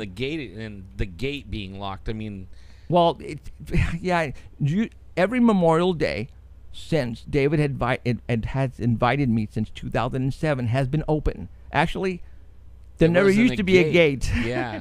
When they put the gates, you guys, is right after finding Bigfoot left. That's when they came in, and not only gates on each road, they placed boundaries, all right, around the edges of the gates, around the entrances, so that way you can't off-road and get onto the gate. You can't get around the gate. You can't get around it. That's what they're really, they're really trying to keep us out, guys. Seriously, they spent probably $100,000 just on that alone. Now I'm really pegging. So there are some obstacles on what we're doing. One thing is, we're married and have a family life, both of us. Yeah. So again, if this was our full-time job and if we were getting paid to do this, then we would have been up there in Oakhurst already, and we would have done a lot of stuff. But that can't be. It's not suitable. We can't do it. We're talking real life here. All right. So we're doing stuff behind the cameras, behind the doors here, and we're getting some stuff. And like I said, Thursday, we weren't going to tell you where we were going Thursday, but this guy really pissed me off. And so that's where we're going on Thursday. And again, we are truly honored that they are allowing us to go up there. Thank you, Christina. I am really honored. So this is going to be some awesome stuff. And for those who don't know about the painted rocks, Google, Tule Reservation, painted rocks, Bigfoot, and this is what is on the res. And what's even more cool, I might get to see my nieces. I haven't seen them in a while. And, so we're going to be doing that Thursday, and spending the night and coming back Friday. So, the odds of something happening is we don't know. Yeah. But just to go there, I have my FLIR for my iPhone that I'm going to be taking, and you never know. You just never know. So can't wait for that. All right, we got about 12. Well, I want to just hang out with Christina and listen, talk with them, and I mean, hopefully they have really good history, and I'm like a history guy. Right. I love that stuff. Right. And I mean, the last time I was there, I was talking to one of the tribal members, and he said they were cutting a fire break, and they actually busted open some dinosaur eggs, a nest of dinosaur eggs, and I was tripping out, and I wanted to go over there so bad, but only. We were doing other things and we couldn't just go over there. Right. But he had me wanting to go, find those dinosaur eggs. Right. Scrambled eggs. Yeah. He said it smelled like rotten eggs too. Yeah. Wow. You imagine? Yeah. Millions of years old, and that's crazy. Yeah. No, I'm off the chat. The battery died. Sorry, guys. But we're only got like a few minutes. Yeah, we're a few minutes left. So, okay. So we got. Let me. So yes. So whoa. Keep an eye on. What's that? I got to keep an eye on the thing. Yeah, anyways. And that's why. So. And I called you and never went. Okay, yeah, I got the message from Danny. So that's what we're gonna be doing Thursday night and coming back on Friday, and I'm gonna go gamble a little bit too. So. Yeah. So they have a casino there on the res as well. What's the name of the It's Eagle Mountain. Eagle Mountain. Mm-hmm. For those who don't know what we're talking about, Google Eagle Mountain, and part of the Tule Res, Tule River. Tule River is really popular. They have like really good buffet, and I mean it is the bomb.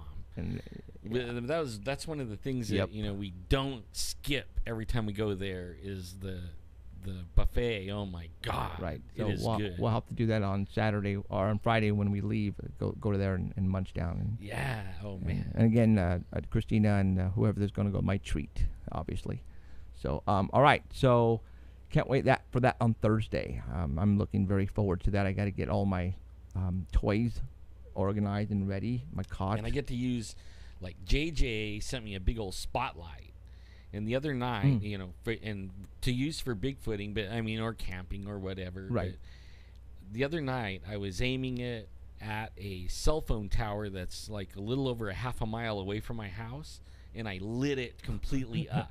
You know, I was thinking, oh man, am I going to have some fun with this light? Or Thank you, are you? JJ. Or are you going to get in trouble? Probably both. You know, but only I'll have fun until I get in trouble. Yep. So, all right. So, right on. So, you know what? We have got 7 minutes left. I don't know what else to talk about. I can't take another call because then, you know, we might be on the phone for the longest time. What's going on behind the scenes right now, as far as, because last week I think I told you that we are talking with a major network out of LA, and as of this point in time, they haven't said anything yet. She says, I got some information. I will let you know pretty soon. Thank you for being patient, which is a good thing, because I think if they would have not been interested, they would have said, you know what, we're going to pass. But it can go both ways here. You know, I don't know. You know, they could be right now, nobody's interested at all. Either way, we might do a live remote with Gib. You know, sit on the river, you know, and do one from Switzerland or Amsterdam. Oh, you mean having a budget? I'm just kidding. Yeah, right. So we'll be looking for Bigfoots in Holland. No. Yeah. What kind of monsters do they have in Holland? They have the gnomes, the trolls, Ooh. You know, stuff like that. Yeah. Little people. Ooh, that's cool. Cheryl Diane, whatever her name is, would love to go there. You know what else is cool? Like, if you do one over there, they have trains that go like 200 miles an hour. So you could get on a train and go to the dark black forest, you know, and actually do something in there too. Whoa. I mean, it would be an interesting thing to go all around the world doing that. But wow. To be honest, I think we're going to have to let our team do that. I think, you know, once we things get taken off, and I think it will take off, to be honest. Art Bell is obviously Art Bell, you guys all know, is coming back July the 20th.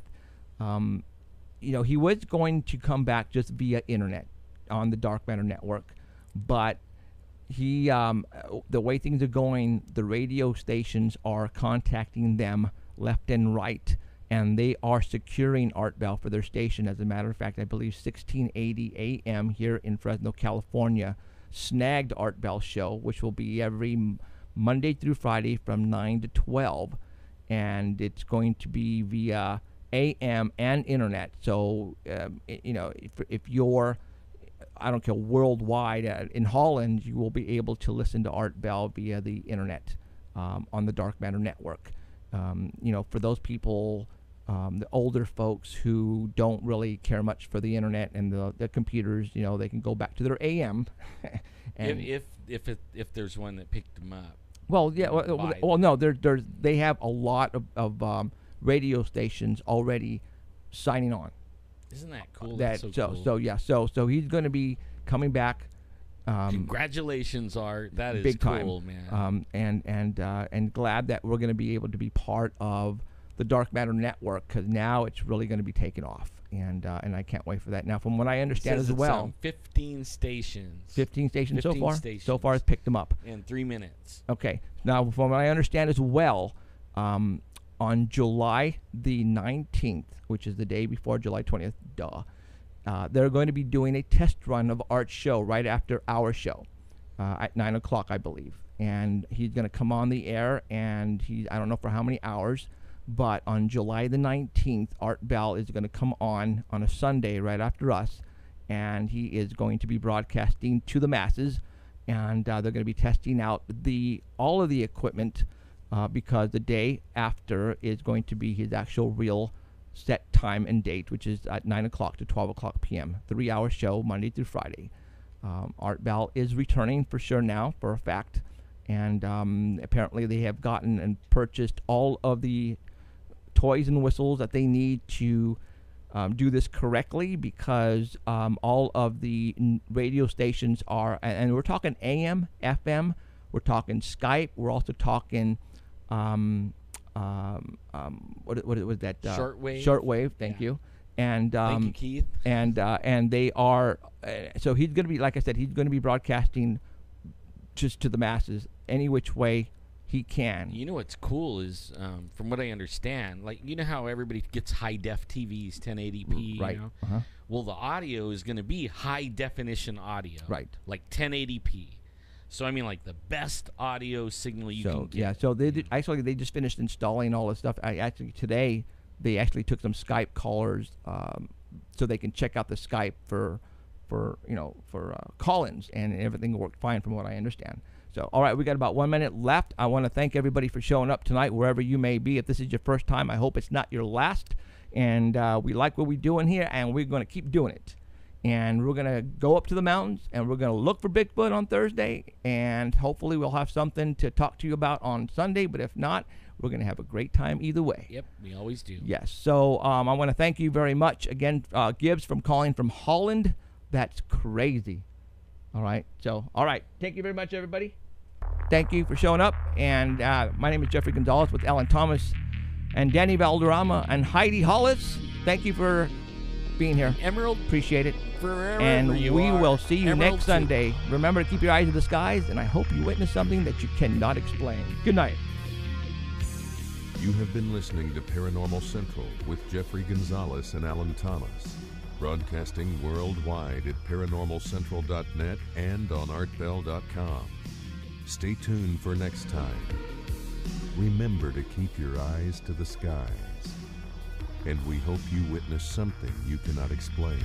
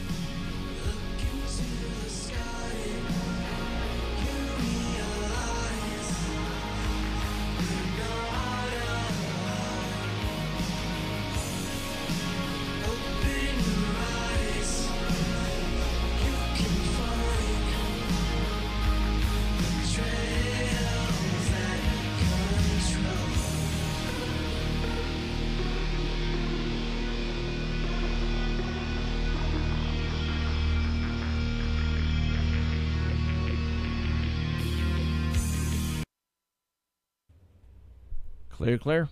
Clear. Clear.